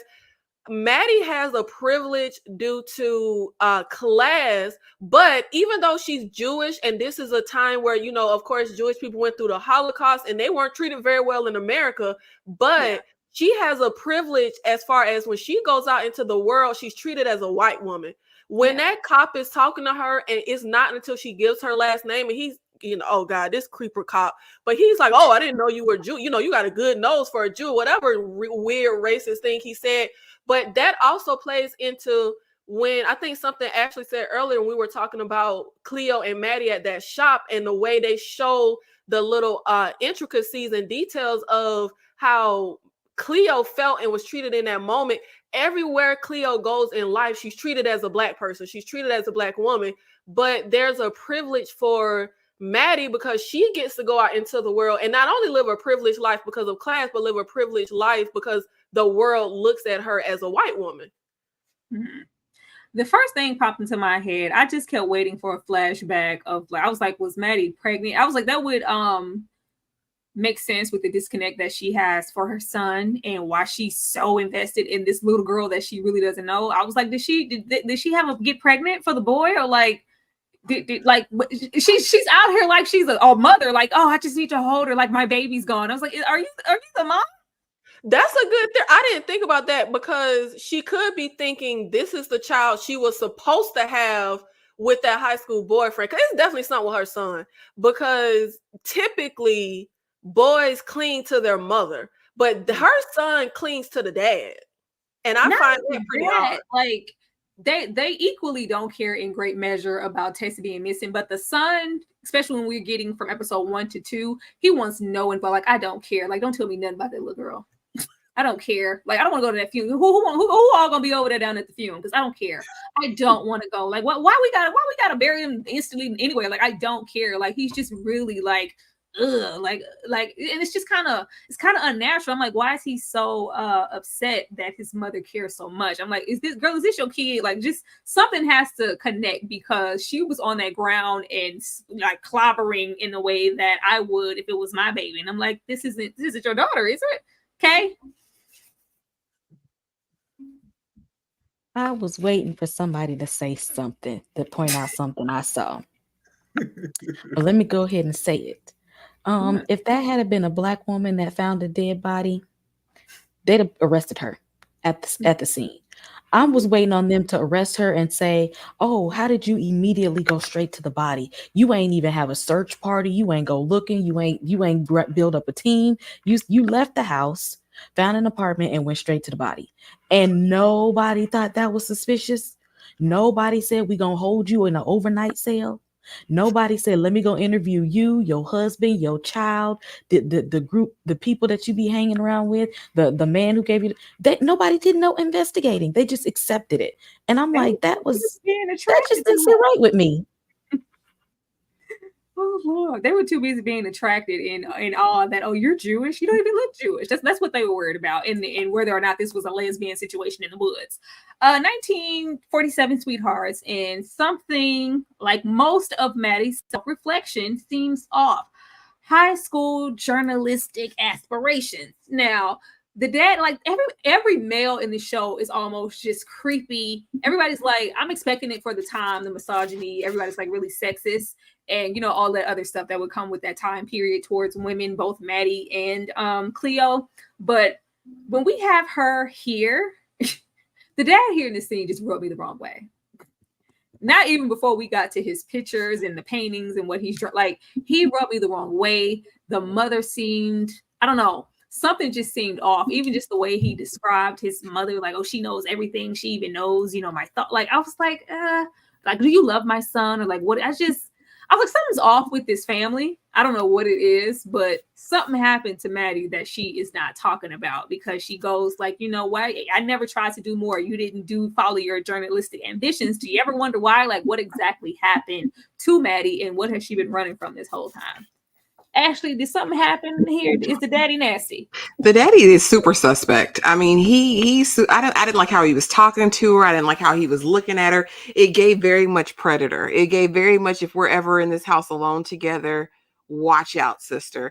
And also the mama. I thought his mother, she gave Summers to me. When we later see Summers' interaction with Cleo, this reminded me of that, because we have a young woman, right, Maddie, figuring out her life, aspirational, wanting to be this journalist, going to you, talking about what is surrealism, picking your brain because you're this established artist, this mentor, right?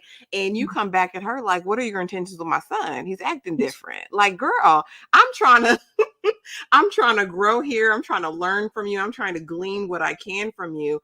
And you're uninterested in this conversation. Basically, you're really just doing this as a favor to your son and to figure out who I am.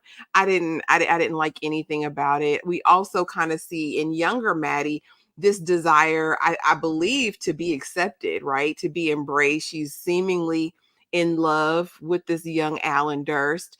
But yeah, I ain't like the mama, and I didn't like the daddy. So, somebody made Maddie cry. That's all I'm gonna say. D.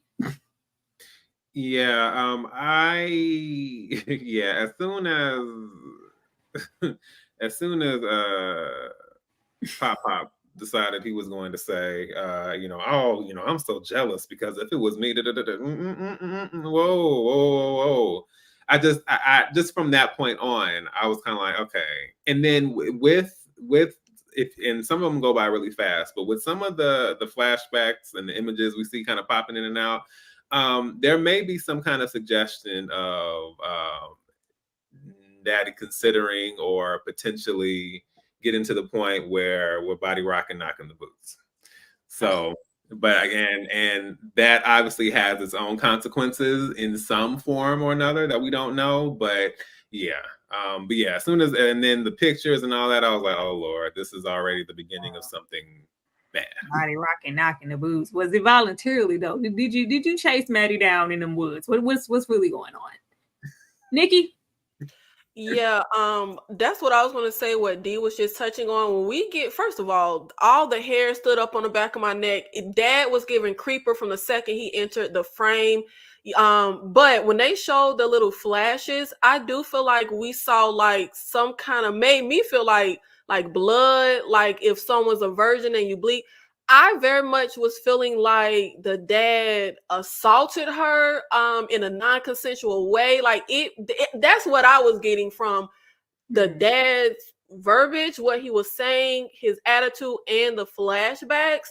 The whole family for me though, the mom and dad was, oh God. They was definitely giving me, there's something under the veil. Like there's something hitting away below the surface. It's oh Lord, it's something up with them. But I think, look, Grandpa is out here. Grandpa the serial killer. Like Grandpa doing something. Yeah. But when they were in here as well, and Maddie goes to like look for him, and she's looking in that room, the paintings. I also feel like the wife is on the up and up with him, because all she had to do was pull up a little cloth. Like it's not like that painting was like hidden. I just feel like, and then I kind of feel like that the boyfriend set her up, because how your dad preying on your girlfriend and then you stand her up at prom, there's something with that as well. It is. I'm just, the only thing with that and trying to connect it to Tessie, if it is connected as to why she just knew to go there, I'm like, you ain't do nothing to your grandbaby, did you? Kay? Maddie is full of secrets. Okay, she don't be making this face right here for no reason. I really think that's a part of her disassociation, is that she is trying to somehow disassociate from things that happened to her, but also because she probably doesn't really feel good about who she is because of these things. So she has to get something external to kind of make herself feel better. And because they lived at a time where, we don't talk about those things, or this could get you in trouble, or this person has, this level of prestige. And even though, out in the world, she has the privilege of a white woman, but within her community, as we see, she's silenced. Like nobody cares what she has to say at all.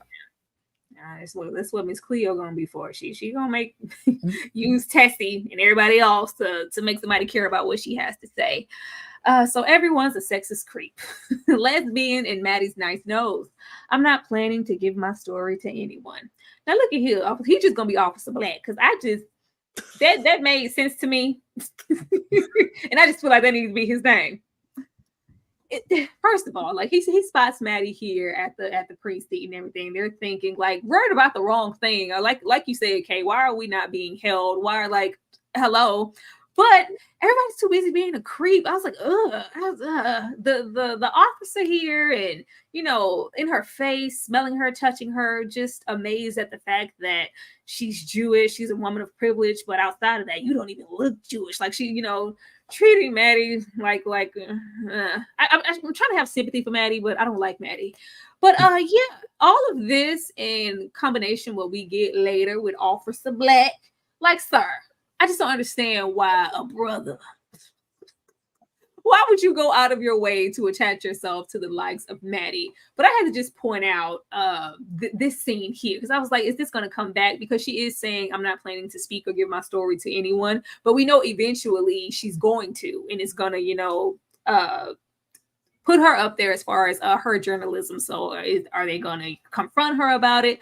Because clearly who they are presenting to us as the killers, it's not them. So it's probably some other stuff at foot, and the police are covering up for that as well. So we're going to see that. But yeah, I'll be happy if we never see this officer again. I'll be happy if we never see this officer again. But the contention that Officer Platt has in the workplace, and I'm like, bruh, why? No Time to Dream. All of Cleo's stock is in Myrtle Summers, whose campaign was funded with distasteful funds.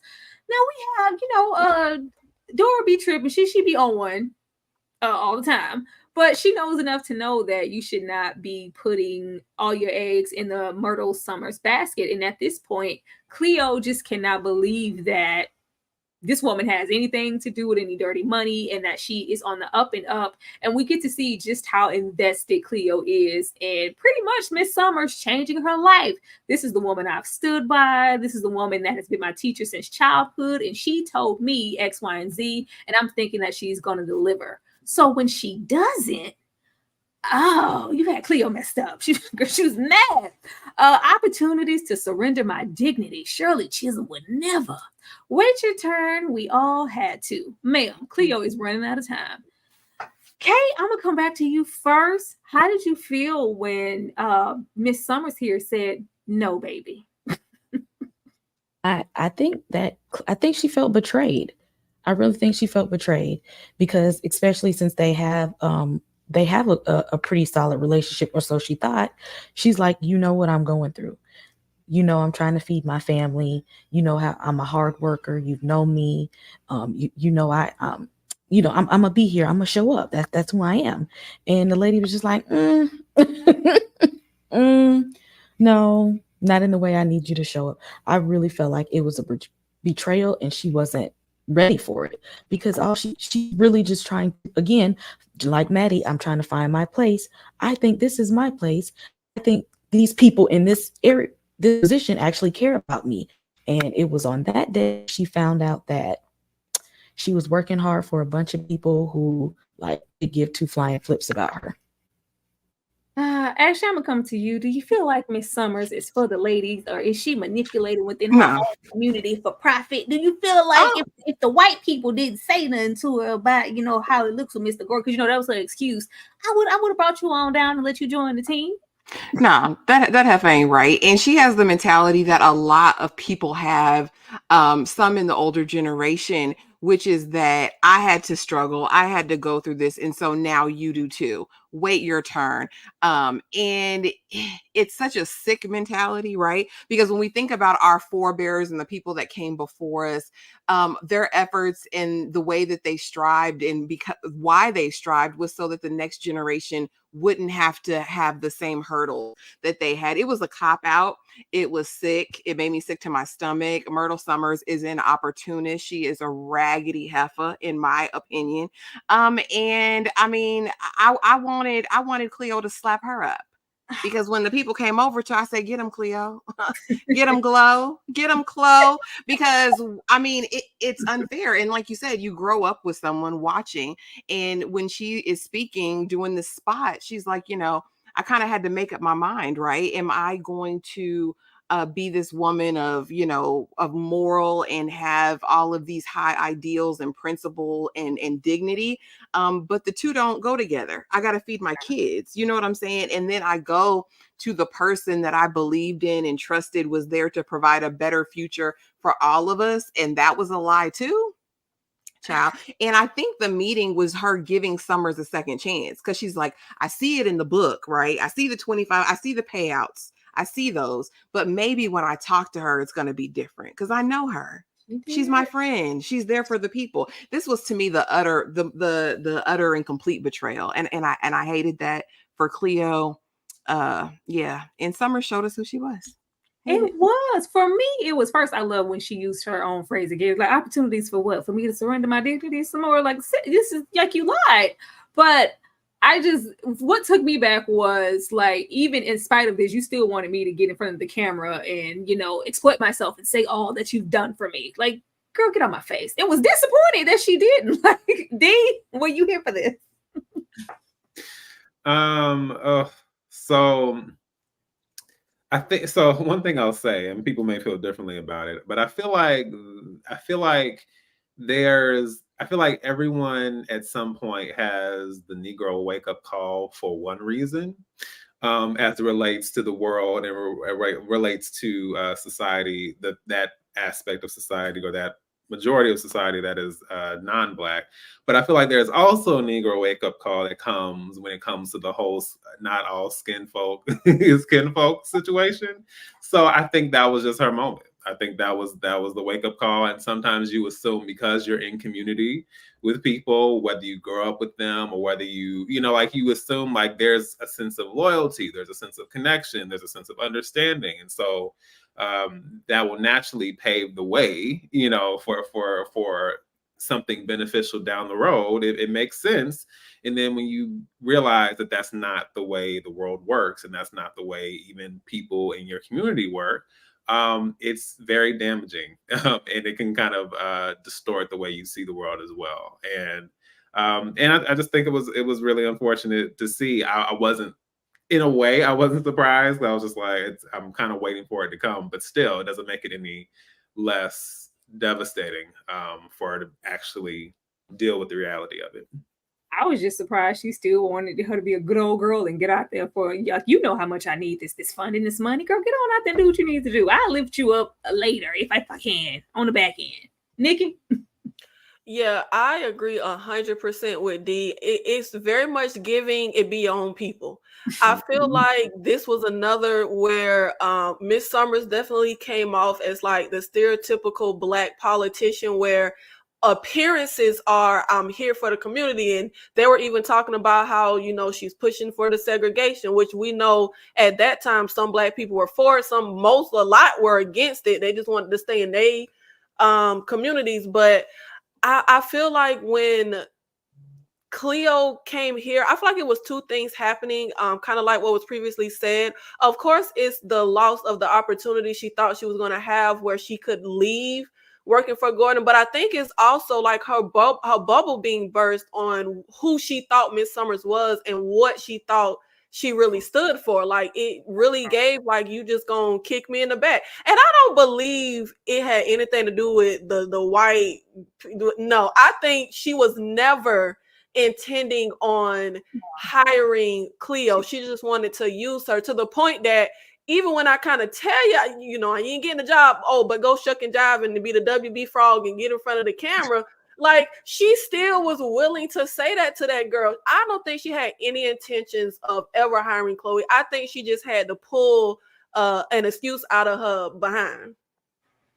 Absolutely. Shout out to the WB frogs on the WB. Y'all keep engaging in that chat, keep hitting the like button, keep showing us love on all of our channels. We really, really appreciate it. We will be right back, y'all.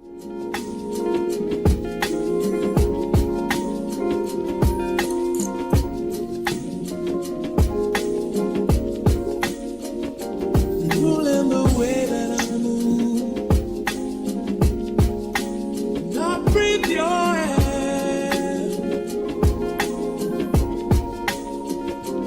only can rescue me. This is my prayer.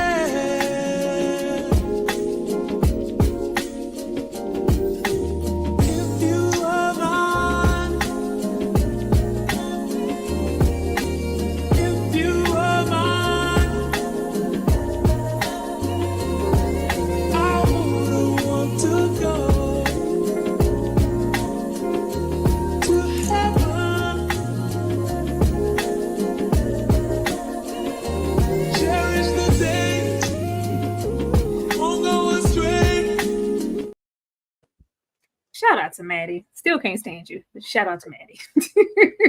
That would be interesting. What if we're wrong about Maddie? That would be so interesting. That would be like a whole like all this time we thought Maddie wasn't ish, and she been down all this time. But situations like this let us know Maddie ain't ish. Paying respects, but not an actual dime to her name. I'll sell my car, Peter. I'll sell my car. Not without your husband's permission. I love that little. First of all, shout out to 2-1 Fool when they played that Barbara Streisand. Gotta move. I was getting my life. Gotta get out. Gotta leave. Gotta find a man. She found a man. All right. She found a man real quick. A Black one. But we have them. She comes back. With her privileged self. No, I'm not coming home. I need some money. I need to go off and, find my place and myself. I'm not coming home at all. I didn't leave my son. I left you. Clearly, the husband is not at all interested in subsidizing her separate lifestyle away from the family. But they do go and pay their respects to little Tessie. And we do also see that the store owner, or the fish store guy, I think his name is Stefan or Stefan, I'm not sure. His mother's there. She came there to pay her respects also. But this is just anticipation of her going home. Where Maddie has me messed up at is her moving into this very Black neighborhood. And since we can't sell this car, we decide to, shout, "I've been robbed." And she's hiding her own ring and sit down, officer friendly. I thought that was just so irresponsible. We don't know who could have rolled up, who could have came. I thought those officers, that weirdo that dropped her off was going to come back and he was going to be, being real racial, stereotypical in that Black neighborhood. Like, all right, empty your pockets. I didn't know what was going to happen. So at least officer friendly came, but he wasn't worried about nothing two ways. Clearly he knew exactly. He could read her like a book. "I know what you're here for." It wasn't insured. You do know that ain't gonna roll around until a couple of months if you think you're gonna stage the situation and get that money overnight. But he is instantly interested in Maddie. Kay, I am going to come to you first. How did you feel about this funeral scene? And how did you feel about Maddie in the neighborhood with the Blacks saying that she's been robbed? At the funeral, how you be dysfunctional at a function that's supposed to bring people together? There was just no kind of let's get along and hold hands and connect right here. It was just very disjointed, and I was just like, this, like, she doesn't really care about the state of her family right now. We could just see that was on her list of priorities. And I was really upset at the only thing was to accuse somebody of burglary in a Black area. Why you ain't do that at your own home? Why you ain't go home and say somebody robbed you? Why would you have to do it in an area that somebody could be falsely accused of something and lose their life or lie because you, man, don't nobody want to give you no money? All you had to do was stay home. Your husband was giving you money the whole time. She made her own life hard. She made her life so complicated, and it didn't have to be that way. Nikki? Yeah, given the time period of the show, and I be real sensitive to like racial stuff on TV. It was quite a few times where my heart was stopping because I just knew the cops were finna run through the neighborhood and yoke up all the Black guys. So I felt like you, Tyra, I thought that same jerk behind officer was the one that was finna come. So, but then I had to think, of course, it's going to be the Black cops because they don't care about crime happening in the Black neighborhood. Of course, they seen the Black cops. But I really, like, my heart was, I was like, oh, God, please don't go yoke up the brothers because this lady lied about her ring. But, yeah, that funeral also makes me feel like they cannot be writing Maddie's son as just an angsty, annoying teen. There has to be, he has such a hatred, and like this isn't the typical teen with an attitude. Like there is something, he didn't even really want to stay at the funeral. I feel like there is something where I don't know if he feels like his mother is showing more care and concern for this dead little girl than she has ever shown him. I don't know what it is, but I also feel like when she's in that neighborhood, and even when Kay said something earlier about if it was a Black person that found the body, they would have just thought they were the killer. But I feel like it's also with it being the 60s, they played with it a bit about, oh, you and your lesbian lover, you were suspects for like a hop, skip, jump in a second. I think in this time period, they're not going to believe that a woman pulls off a crime like this or murders someone. I mean, we see true crime all the time where in a certain time period, the 60s, 50s, 40s, women got away with murder all the time simply because of the misogyny of not believing a woman could do it. But I want to know, oh, Jesus, Maddie is in this neighborhood. Officer Platt is about to get his ass lynched, hooking up with his white lady. I don't know what the hell he thinking, but hey, Cleo told us he liked white women. But I feel like something is going to come of them two and their relationship. We already saw that crazy officer that like bumped into him all crazy and got. It's something that's going to come of that. I just feel like Maddie gonna leave a lot of destruction in her wake. I don't know. Maybe I'm just giving her too much credit, but I feel like she's gonna leave a lot of destruction in her wake. You need your own destruction, Daniel. You could have had anybody, sir. You could have had anybody. Ashley. Yeah, Maddie again. This is when I officially knew she was no good. So Tyra, no, she did all of it. She did more than what we think she did because she's the most dangerous type of YT woman. She really, really is because she has no regard for anyone else but her and what her motivation is in the moment. I bet you $100 that she didn't even think about the consequences or potential consequences of pulling her little insurance fraud scam. As far as the funeral, I think the most impactful portion for me was Tessie's mom, going to her and of course making Maddie feel like the hero. You stayed with my baby. Do you think she called out for her mama? Girl, now how the heck would she know that? But I thought that was interesting. And I agree with all of you. Again, the way Maddie's son has this disdain for her, it runs deep. Heck, if he even is real, he might be a vision in her mind as well at this point. And as far as Officer Platt, the fetishization is irking me. It seems like he is just enamored of this YT woman. Like he hasn't seen anything like her. The sun rises and sets, and I don't like that narrative. That's a portion that I really don't like. And she's just trying the flavor of the week. You know what I mean? She had him last night. He getting it from behind, and then tomorrow she'll probably have Judith on the countertop. Like Maddie is just exploring at this point. I don't trust her. He's gonna catch feelings. He's gonna be in love. He's gonna try to talk her off the edge. And watch, he gonna get caught up in her foolishness. Watch. Yes, I love y'all. Had me some Lynn last night, y'all. Oh, Dee, how did you feel about that funeral and Officer Friendly showing up when she got robbed? I felt like she was gonna. I'm a white woman in a black neighborhood. Go ahead, Dee. Yes. I mean, I'm not surprised she went to the funeral, but it was so so uncomfortable to watch, considering the circumstances. And then when Tessie's mother, who obviously is genuinely mourning, and I guess also that hitting harder because of as was said, the last things she said to Tessie. Well, no, hold on, Dee. I want to ask you something because I thought it was strange that like the mother went over there with, thank you. You have a history with the father. He looked off real quick. I just wanted to say that. He ain't acknowledged Maddie at all. That is true. So that is very, very true. And I think there's a lot I'm excited to learn more about, but I just think Maddie's affiliation with the Durst family, I need to know because it muddies the waters and it clouds so many things, and it's definitely a root cause for some of the things, at least partly some of the things we're seeing now. So yeah, the funeral was a trip. And like I said, seeing Tessie's mother in this very genuine state of grief versus Maddie, who was just simply there, I don't know, to make herself feel better, to, as you said, represent and be the hero and all that. It was like, all right, let's move on from this. And as far as Officer Black, as you said, yes. Really quickly, shout out to Team Daniel. Lawrence was not the one. I'm sorry. Once Lawrence sold his body for that liquor and was hooking up with them too, no. That sold his body.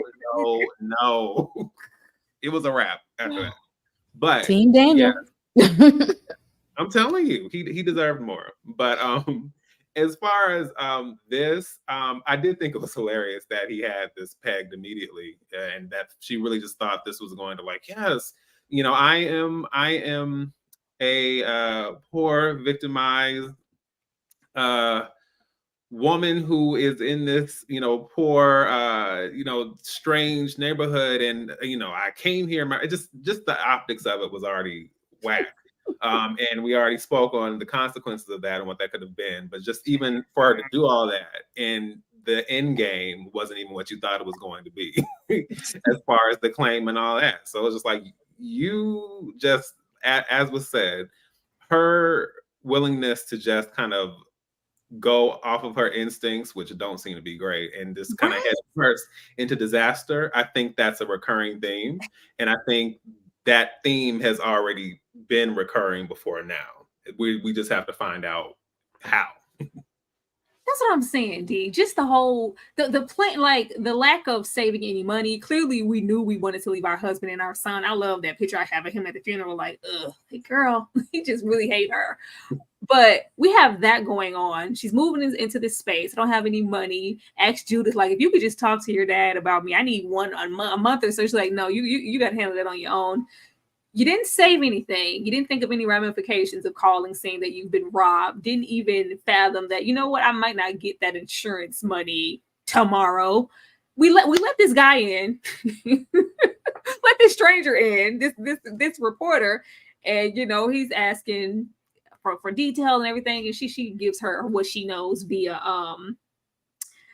Officer Platt doing some of his job, saying, we have a suspect in tow and they found the gravel under the fingernails. But Maddie doesn't give me like, oh, I'm going to be just this top tier journalist and like she's insightful. Even in this moment, she's like, yeah, my husband was a lawyer and I was a journalist in my time. Girl, what are you talking about? Where? I'm not seeing any of the.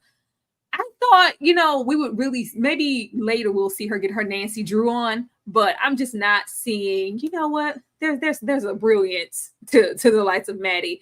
Maddie's slow. Maddie is a little touched, like she's irrational. Now clearly she is just doing everything on the cusp and taking everything as it comes at her, but I'm really interested to see her rise to this fantastic, renowned journalist and, climbing up off the back of Cleo's story, because it's just absolutely not here. But I took away from this and him saying, people will pay a lot of money for, this. She's like, I gave him a good lead, or giving him all this. I gave him a good lead. No, Officer Platt gave you that lead and you just told him. You didn't get nothing but roll up on this body free and clear, and nobody even held you in custody to ask you a damn question. So I'm really anxious to see how she climbs and what that means for her in this career. But if it's nothing, I swear that'll be so funny. Beating the brakes off.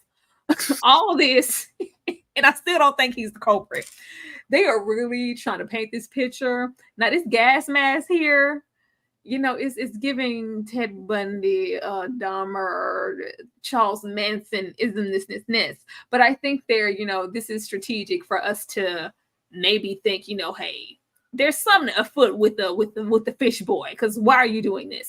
Now, are those the little fish that people use for pedicures when they eat the dead skin off of the feet? That's what it looked like to me. And if you were putting your whole body in here, I don't know what sensation you get, but we ain't gonna talk about it on this live. But yeah, the mother coming in there with that wet towel. She beat the. Now I felt sorry for him, and because I feel like we're gonna get to something mentally. He's clearly not all there. Like something is just off, and it's just offset. It's like, I told you, if I caught you doing this again, I will put you out again. Like this is regular behavior for him. But Ashley, I'm gonna come to you first. How did you feel about this scene, and how do you feel about Fish Boy in general? Yeah, he got some weird stuff going on. The little fishes were getting into crevices, I feel like. But again, seeing him initially, right? He had good sense. He's telling the girl, go get your parents and come on back. And now to see, especially after he gets out and she breaks him down like a fraction and he's on the floor in there, it's like he reverted to this other form of himself. And so I was like, was there a substance in the mask? Is this something that he does? Is he on the spectrum? What's going on with him really? And even later on, as we'll see, it's as though she's defending him, no, something else is going on. So hopefully we get to dive into that. I also thought, honey, his whole delusion, he's thinking he's dancing with his mama and he's dancing with a whole mop while the Havana Nights are going on. There's clearly something that's disconnected for him, and him living in this alternate reality. But I'm actually intrigued by his character. I actually don't think he's a villain, but I think he's into some weird stuff. Yeah, in that trailer, he's asking Maddie, how did you know where to go to find that body? Because we all want to know. We have questions. D, were you here for the beating of the brakes off of him with that wet towel? Because that sent me. I felt sorry, but I was still laughing. I'm sorry. Yeah, see, it took me right back to Antoine Fisher, and Lord knows what. Ow. I And was I'm gonna like, say, D, don't do that, because if you mention Antoine Fisher, I gotta say nigga. There goes the laugh. I'm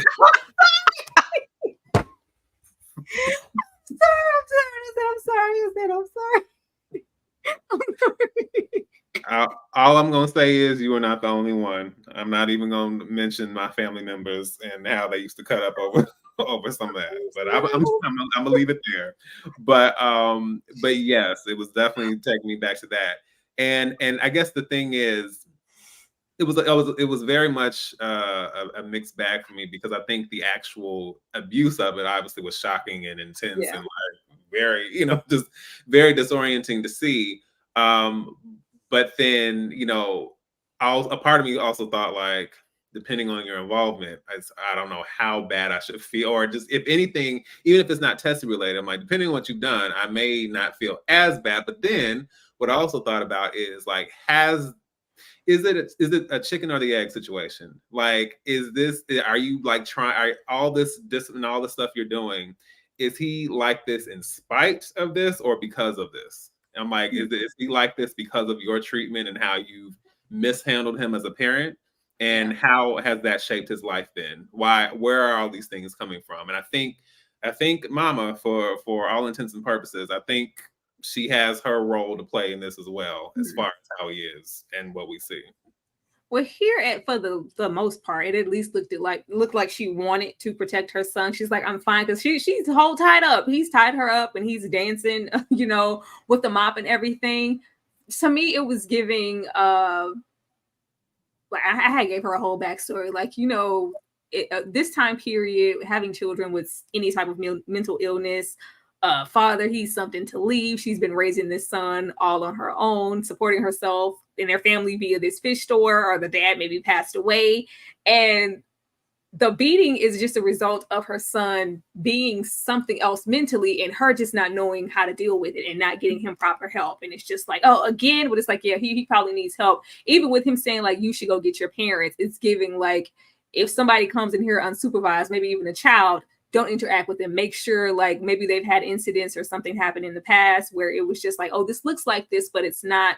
But yeah, I swear I ain't trying to laugh at the towel scene, but Lord. Nikki? Yeah, I felt the opposite. I think the fish store mama ain't ish. Because just because you don't want your son to get shot and killed don't mean you ain't abused him or did nothing crazy. Because what really pissed me off was her telling the cops that it was the black guy that killed that little girl. Now, you know the time you living in. Why would you tell these cops that black guy was the one? You don't know what that black guy talked to that little girl, same as your son did. Her pointing the finger at him just really pissed me off. But I also agree with the fact that I don't think he's a villain. And just because you're a weirdo creep freak don't mean you killing people or doing anything terrible. You just, like to get your freak on with the fish. I don't know. But I will say, I think something may have like happened to him as a kid, been something traumatic. I don't know, but he's definitely weird. I don't think it's like a mental illness. I think something happened to him. And you know how, like, if something happens to people in childhood, they kind of keep like a adolescent kind of mind. That's what he gives me. That's how he feels to me. But when we talk about Maddie just letting a stranger in to her apartment when the journalist came, which I really like that actor playing the journalist. I hope we're going to see him more. But this is why I say I don't believe that Maddie planned her whole getaway. Maddie, to me, feels impulsive. Maddie, to me, feels like she don't have the sense God gave a duck. Like, she just does things. Maddie gives me, she just does. Because why in God's name would you think you're going to report a ring missing and then what? They're going to give you a check in time to pay the rent? Like, she doesn't think. She doesn't think things through. And even, I forgot who on the panel said it, but even the fact that someone said they don't think she even thought of the ramifications of saying the ring was stolen. She doesn't think. That's why I don't think she planned anything. Any woman that's about to leave, they gonna have a little money hidden somewhere. Like they've been stacking something up to get out. Especially if you every time he send you to go get lamb, baby, you just gonna get some cheap chicken and you gonna pocket the rest of the lamb money because you're planning your exit. I think y'all giving Maddie too much credit. I don't think she's smart enough. I also feel like she's slow, baby. She's slow. She is. She don't have to say God gave a duck. Like she, Lord Jesus, I can't with Maddie. But I also feel like when it comes to him being a villain, I'm really, really pointing a finger at the grandparents. But I also feel like when we're flashing back with things with Maddie, I'm not sure how much we can even trust the flashbacks. Like, is Maddie going to end up being like an unreliable narrator? Can we even buy everything that they're showing us in the past? But I didn't see the trailer, but when you just said that the fish store freak creep guy ends up asking her how she found the body, I'm interested to see how that goes, because will he have some kind of heart for the little girl? Does he care about what happened to the little girl? He saw her. He visioned her in this moment when they started shooting. He saw the little girl, so maybe. And why would the cops shoot when it's a hostage right there? Like, that ain't make sense to me. Don't you supposed to protect the hostage? Like, that was weird. Yeah, we have established Maddie ain't worth two dead flies smash, girl. She better do something productive next episode to go. You know what? I see it. Because I don't see it. I don't see it right now at all. And we keep getting into Maddie's behind, but her husband Milton is trash. Because why you ain't give your wife no money so she could damn live? Jesus. No, because you need to come home. Okay, I'm not gonna play with you. Giving you no money to go live a separate life and there with Officer Black getting it on. No, man. No, he don't know that. No, you ain't. Absolutely not. Slipping into darkness, girl. Closer, like, no, I don't want to hear that. Don't you ever say that again. She been emancipated for all of 3 days. She couldn't wait to bust it open. Closer to Mr. Gordon. Slappy needs a slapper too, and Cleo is risking it all, and her husband is on stage telling jokes. Oh, the whole imagery of Cleo, well, first of all, I can understand the husband, like, Mr. Gordon ain't giving you something for nothing. What do you have to do for him? What are you guys planning? He, all chummy, he putting, nice blue coats on you. I'm not feeling the way this looks, but yes, sir, you don't get to say that. You ain't got no job. You don't have no job. But just worried about Cleo's safety getting closer to Mr. Gordon and what that really represents for her in their relationship. Like, this was extremely, extremely scary getting towards the end. Because I was like, I know we finna kill Cleo right now. Because that's what it was giving when we got here. I was with Nikki with the like, this who you have to go roll up on Shirley Chisholm? Well, yeah, girl, run.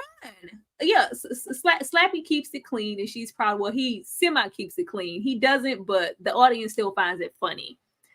But she goes to deliver this package, and of course, she's biting off more than she can chew and endangering her whole life, because it's not just about delivering the package. We are about to do a whole drive-by shooting. Ashley? Yeah, this pissed me off. And, so after she is brutally rebuffed by Summers, she's like, then I got to go all in the streets. Mr. Gordon, I'll take on any extra work that you have, because I still need this bag, whether one way or another. I have to get to the bag. And so he, I need to know if I can trust you, Cleo. But here's what I'll say. I don't think Mr. Gordon was behind her necessarily delivering this message or this package. I honestly think because Reggie has a conversation with that light-skinned officer who basically tells him, they're looking for you, stay in the house, is the reason he sent Cleo. What tenured street man, right, Mr. Gordon, numbers runner, is going to send a novice woman with a family and children into a type of situation like that? Like, you know what I mean? I would lose respect for Mr. Gordon if he really was behind it. I think this was all Reggie. As far as this situation, Cleo, I mean, baby girl, don't step inside. He need to come to the door, because the moment you stepped inside and they put that chain on the door, I said, baby, this could go all the way bad. She made a couple attempts to escape, but baby, you locked in. I mean, all she could do was run. And I said, run, Forrest, because at the end of the day, how y'all get point blank and still miss? That pissed me off. Because if we're going to do the job, and now I'm a witness, this freaking baby blue powder coat is noticeable. If anyone was outside, they're going to know I was there. Y'all set me up for the okie doke. I feel played, but I don't blame Mr. Gordon for this. I put the onus completely on Reggie for this dummy mission. Yeah, I was saying that too, but I was like, who the hell is Reggie to do this and not anticipate some ramifications of you sent Cleo and what happened? Mr. Gordon's gonna roll up on you because you messing up money, you messing up deals, and she ain't even supposed to be there. She's supposed to be, doing the red books. This is not the red books. D. Yeah, I thought it was just the way. I just thought the juxtaposition between the interaction that Cleo had with Gordon and then Reggie kind of saying like, okay, well, almost like okay, now it's time to test you and let's go do, and I can't remember what it was she said, but it was something that basically he had said and something about the interaction that also made me think like, okay, so are you going rogue and just kind of you doing your own, using Cleo to basically take on whatever mission this is? Because I felt like even with the whole situation of possibly taking Myrtle out, I'm just like, is this how you would go about doing that? So I just thought that was really odd. So yeah, so I figured something in the buttermilk was not clean with that situation as well. and I don't think I don't think she really had any real survival instincts in that situation either, because it's like, look, I don't know I don't know anything about this. And then, she is a woman, she's by herself. You ain't coming in this area with me. I just too many wrong moves. I just felt like Cleo would be too smart to even go in there. I thought I was surprised that she went in. Nikki? Yeah, I would have delivered that money like a drive-by shooting. I would have tossed that money into that apartment. I would not have. All I'm here to do, when people deliver DoorDash, they don't walk in the house. If you're just here to deliver something, there is no need to go into that. She was acting like Maddie here. She was acting like she ain't got no sense in this situation. Why in God's name? This is an envelope. I don't have no message to give you. And there's nothing that came along with this. I'm supposed to just deliver an envelope. But they were very much giving criminals for dummies. It just really makes no sense. Why would you have a Smurf drive the getaway car? Like, you're asking to be seen. You're asking for people. You're supposed to do stuff in a cloak of darkness, and you're supposed to do stuff where people can't really point you out. These people were you might as well let the bird go do the shooting. You had a bird. Stupid. And then I'm just like, I'm mad at Cleo because I feel like she had the conversation with Mr. Gordon, and I feel like Cleo ran up to here to deliver this money like she was trying to turn into Eve. She was about to get paw prints tatted on her chest. I'm like, baby, you work behind a bar and you add and you subtract. Why are you thinking you got the guts to do this? And none of this made sense. None, but I love the fact, I may not like that congresswoman, but baby, her husband came out there, bah, bah, bah, bah, bah. She got him. Don't marry me if you not coming to the door busting off like you John Wick. Please don't, because Slappy would never. Okay? Would not. Nah. Now they know she was not built for that life. They know she was not built for this life. This was just like somebody that know that their friends do bad things, but never seen their friends do bad things firsthand. And it's just like now seeing it up close and personal, it's just like, I don't know if these should be my friends. Like, it was cool when I didn't see it, but now that I know that I see it, I don't know if this relationship, friendship, work partnership is going to work after this, because that was way too much for her, especially for somebody trying to protect her own sons from this lifestyle.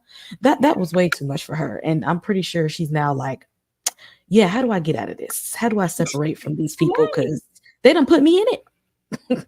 It's too late. Like, I'm like, dude, I should hope that Mr. Gordon didn't do all this to test your loyalty. because he felt so content with the fact that she did, which he didn't know, she didn't follow through with the video or whatever, the this is how Miss Summer saved me PSA, because she didn't follow through with what she thought she was going to do for Cleo. But like this would be pushing it, like, yeah, now I need you to go murk Miss Summers. What? Right. Excuse me? That was I just really felt some type of way with Cleo. But you know, we can't leave off the episode. You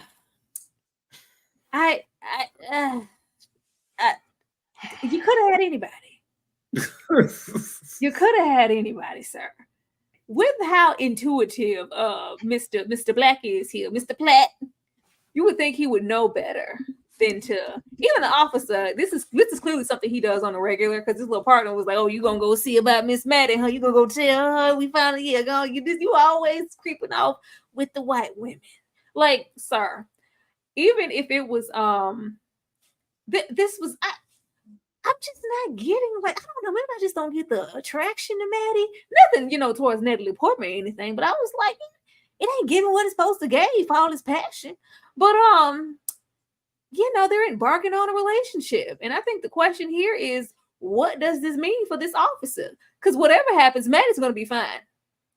I'm hoping we don't get to a cry grape situation. Because we don't know Maddie. We don't know Maddie. We don't know Maddie, but we know what these circumstances could mean for an Officer Platt in this day and age. Ashley, where is this going? Nowhere fast. Nowhere fast. Somebody gonna see him frequenting this apartment and is gonna say something. I don't know if Judith's gonna get jealous because she's not getting the cat, he's getting her cat. You know what I'm saying? So I don't know if it'll be jealousy. I believe my good sis Tremaine in the comments very early on said that the landlord himself might see them at some point. But what really pissed me off in the interaction isn't the YT Black situation. That doesn't bother me because love who you want to love. There was just no passion. This was not hot at all. I ain't feel nothing tingled, no chills. I ain't get no kind of arousal. So I was like, hey, they wanted it too, Ashley. They come was on. Working. Like, they so passionate, they ain't even took no clothes off. Just put your stuff through the hole. They ain't even gotta get naked. That's that scoop. Never mind. I can't say that on here, but insert you know, here. It was insert. Move it over to the side, basically. But it didn't give sexy. It didn't give any of that. I didn't see the on-screen chemistry between these two. Maybe it's something that'll develop. But Natalie don't know what to do with him. She don't. That's what I'm saying. This is Natalie's first rodeo around the block. I've never seen Natalie on screen with this many of us at once. So to just throw her in a thrust with a Daniel for Insecure with all his muscles, Daniel that was running through the first Purge projects, ma'am, she ain't ready for this. We need the anticipation and build up for this scene. Dean, what does this mean for her? For him? Well, one thing I would definitely say, in the course of developing this very complicated relationship with Tyra, I have learned that her appreciation for scenes of a sexual nature are something. It's caused me to kind of look at things differently. So maybe, although it ain't my jam, maybe there is a certain way these things should be looking. You know what I'm saying? Because Tyra's made it very clear to me how these things need to go. And from that standpoint, I do agree. It wasn't giving much of anything. Looked a little uncomfortable with me. I wasn't seeing the pleasure principle. Shout out to Janet. But yeah, I don't think this dynamic is good. And I just think that ultimately, what are the stakes for you? And how are you going to manage for this to not be a driving Miss Maddie type situation? I hope he doesn't sacrifice any of himself for Maddie or trying to save Maddie, because clearly she's hiding something. I hope it's not that, and I hope don't nobody go and wreck the situation that I saw officer and we have officers feeling some type of way, like, oh, you didn't want me to walk you upstairs, but you let him come in here, you know, as he please. Or for Maddie's husband to be rolling up. I just don't have time for that. But yes, Steve, you know, I want to see some small or some backs. I want to see some abs, you know, just adjacent of the butt crack. We don't have to show the same thing, just a stroke or two and cut away from the scene. Let us get some passion from Natalie because it looked forced, honey. Nikki? Oh.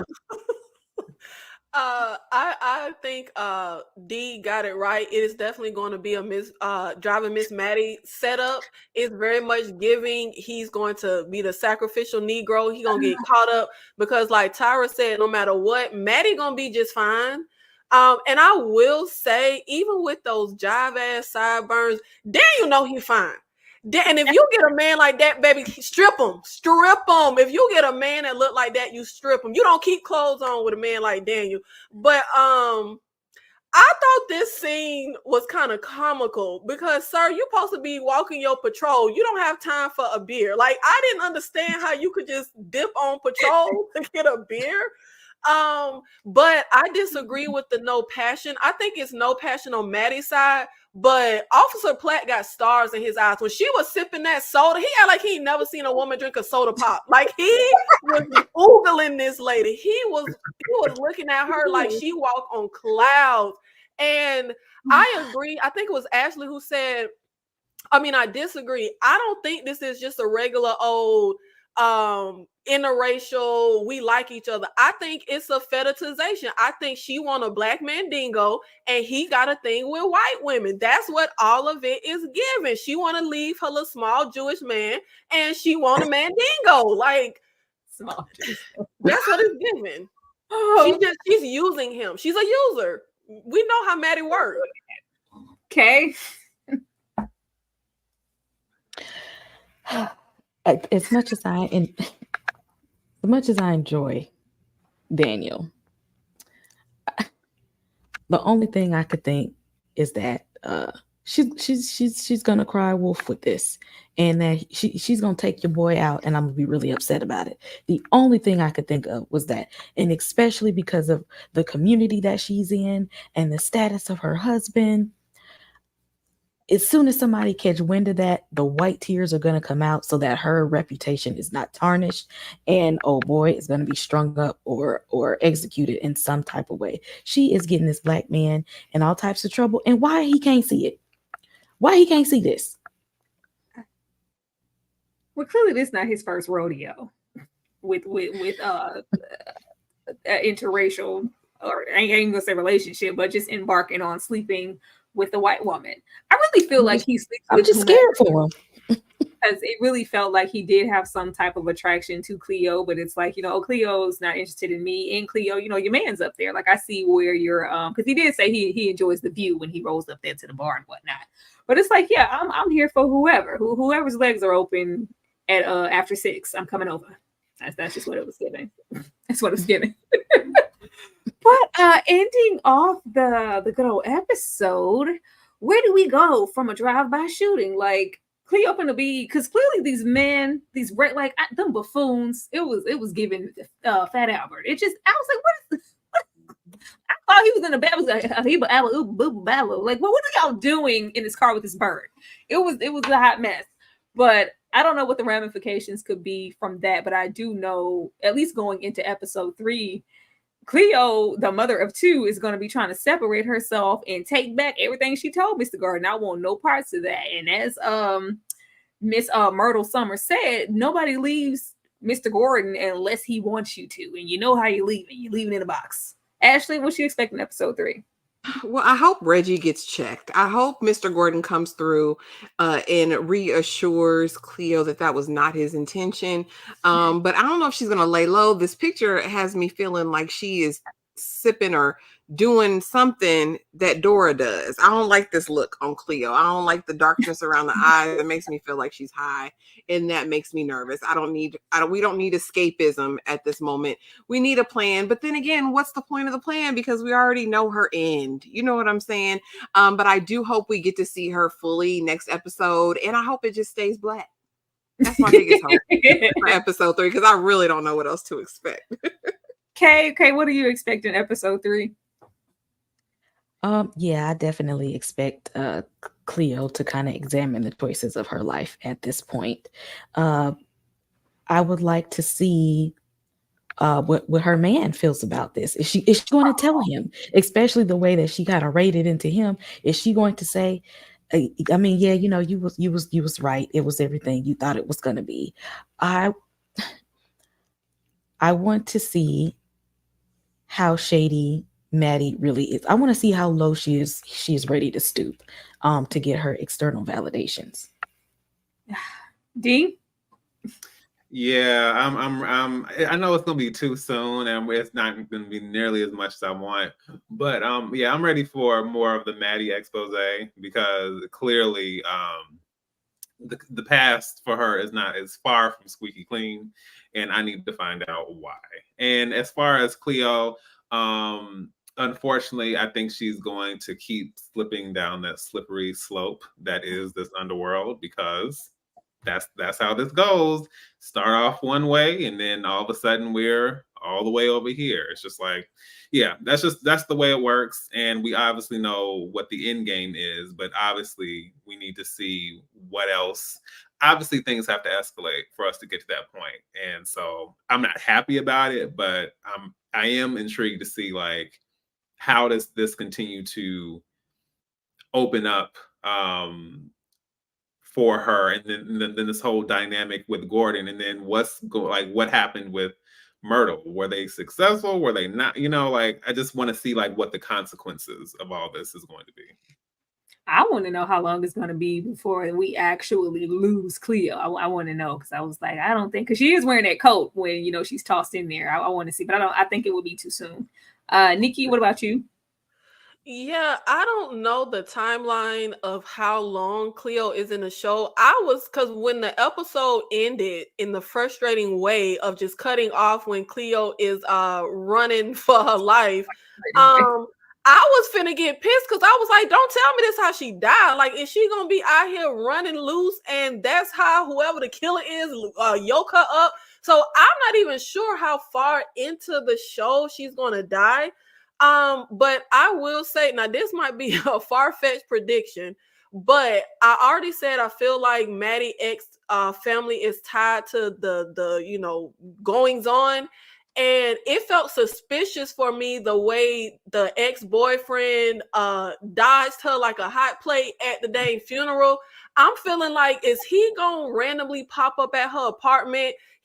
Maddie knows something, and now she found where your daughter was. Like, I feel like, is he gonna start feeling like he need to know what she knows? But I feel like, I don't think Officer Platt gonna get killed. I think he will lose his job. But I would like for episode 3 to introduce some Black characters that are not stereotypes. And I don't know why everybody feel like Platt had eyes for Cleo. It was just given, I'm a pretty guy and I flirt with women. I didn't think he liked her like that. Maybe I was just looking at Daniel. Maybe I was just looking at Daniel. That's what it is. I can't wait to see. Like, I feel like so much is gonna unravel. What they've been able to fit into what don't even feel like our episodes. It's just really, really been great. The one review I did watch for this show, the guy was like, I felt like this should have been a separate series where we don't shove so much into the episodes and we strictly focus on Maddie's narrative, and then we switch it up later and focus on Cleo. Why are we intertwining them together? And I'm like, then we lose the whole point of what supposed to be represented in the story. Like, parallels, sir, parallels. But you guys have been absolutely wonderful. I am going to show you guys some love once again for staying here and supporting us. Do remember that Lady in the Lake drops on Friday, so we will be right back here Sunday night at the same time to talk about episode 3, and we will be here every Sunday moving forward to recap the episodes of this show. I will be right back, and the people will tell you what they have going on their channel and where you need to go and subscribe and find them.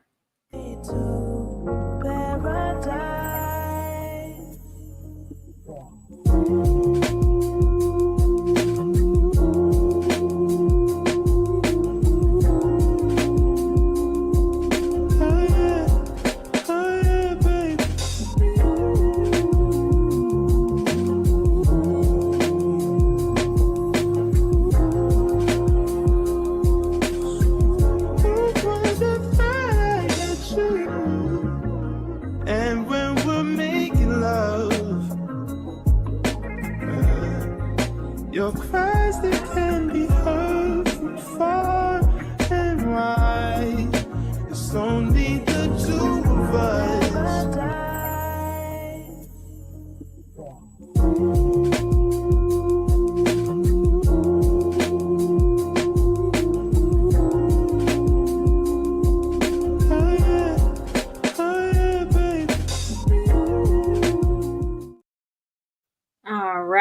am going to come to the man of the hour first, D Movie Man, to let you guys know what videos he's released lately and just maybe what he has coming up on his channel. Go ahead, D.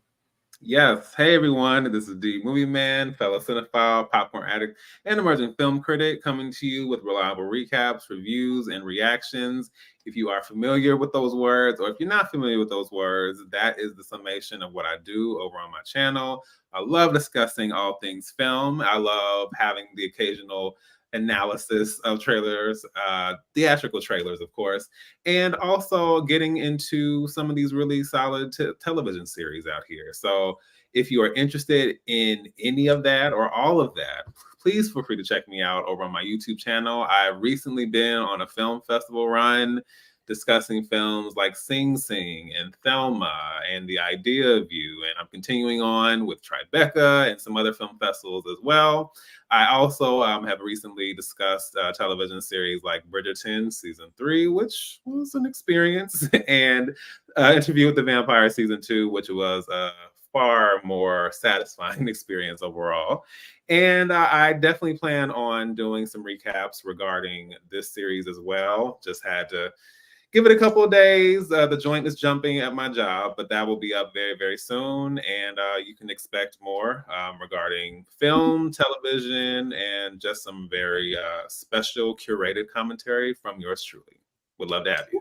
Yes, absolutely. Y'all get over there and support D. D is this close to 2,000 subscribers. The quicker he gets there, the better. And I also see that he has a review up for Kill. I've heard nothing but good things about Kill, and he reminded me that I really need to watch that movie.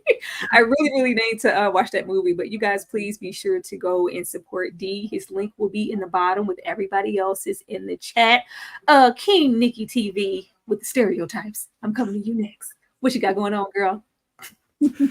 I might be a Southern Black stereotype. I don't know, but I am Nikki, and you can find me at King Nikki TV. I will be following this show weekly. I already have my video up on the first 2 episodes. If you would like to see more of my thoughts on Lady in the Water, I also have a Long Legs review coming, and I have a ton of content that I have already posted this week. I posted my top 10 worst movies of 2024 so far. I did Divorce in the Black with Tyra and the other ladies on the panel. If you guys haven't checked that out, I also have my KillerCon horror series that is every Saturday, 5 p.m. Central. Tyra and Kay are there with me.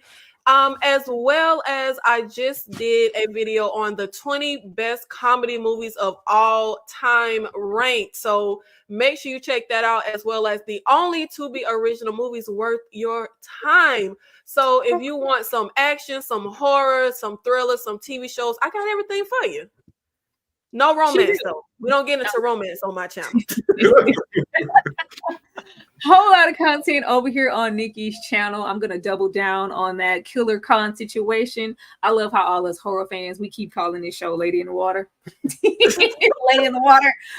You guys please be there to support Nikki in all that she does, and especially on those Saturdays for the Killer Con horror conversations. We love it. It's Black folks talking horror. What's not to, and you know, some white folks, we diverse, but it's Black folks talking horror. You know what's not to love about that? Please go and support her in everything that she is trying to do.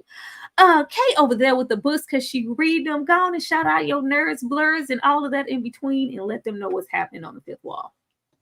Oh yes, definitely. If mystery, suspense, horror, thriller, stuff like that, if that's your jam, go on and hit that subscribe button. Yes, I'm here for the nerd community. I'm here for the blurred community. Mondays we got House of Dragon. Tuesdays we got Interview with the Vampire. Saturdays we have Killer Con. I plan to drop a review for Long Legs and Oddity. Waiting to see those, but those will be coming really soon. You can find reviews for The Boys, Divorce in the Black, X-Men 97, A Quiet Place, The Watchers, Tarot, Throwback Horror, Underrated Horror. Just come on over there. No, we did not do that. I just tried to get cute for a second. Don't do that, StreamYard. Don't play on my channel. Be sure to go over there and support Kay, please. Kay is like really, really close to hitting her 1,000 subscriber mark, and we want to celebrate Kay in that achievement in her journey. So please help my girl to get there. Last but not least, Ashley with I save her for the last because she always got the most to run down because she talk about it. Don't do me. Don't do that. Don't do that. Don't do that. Let people know what you got going on over there in that secret spreadsheet of yours. Go ahead, Ashley. Y'all already know what it is. But first of all, I just want to say thank you to Tyra for hosting. This was a great live. And for everybody in the chat, and I know most of y'all stayed here for these whole 2 hours and 23 minutes. We appreciate you. We value you. We thank you so, so much. But as far as the channel, y'all, Unprisoned Season 2, my review will be up tomorrow. Y'all know my Lady in the Lake episode 1 and 2 reviews are already up on the channel. And my Serpent Queen episode 2 will be up tomorrow. And then Friday, Dirty Pop, the live is happening. Okay. I will be hosting, but Tyra, Kay, and King Nikki will be there. So come on through if you were into the boy bands back in the day and you just want to talk. I'm honestly going to chew this documentary up because I felt like they played in our face, but it's going to be a great conversation. Just hit the notification bell, y'all. Don't miss a thing. Stay on the community tab. Posting all the time. I'm excited, y'all. I've been listening to NSYNC and Backstreet Boys and Old Town in preparation. I ain't even watched the documentary when I get my Dirty Pop life on yesterday. Like, brought back memories, make you feel old. Mm-hmm. I can't wait to discuss all things Mr. Pearlman and boy bands and all that good stuff Friday. You guys, please be on the lookout for HorrorCon Saturday, Dirty Pop, as Ashley said, for Friday. And Sunday, come on back around, and we'll be here same place, same time to discuss Lady in the Lake. We would really, really appreciate it. And bring a friend. Y'all ain't doing nothing. Bring somebody. Don't be trying to ask who all gonna be over there. Just bring some people, and it's gonna be us. We're gonna be over here every single time. We would love your support. But thank you, and we will definitely see you guys. Well, most of us will see you guys Friday. Everybody have a good night.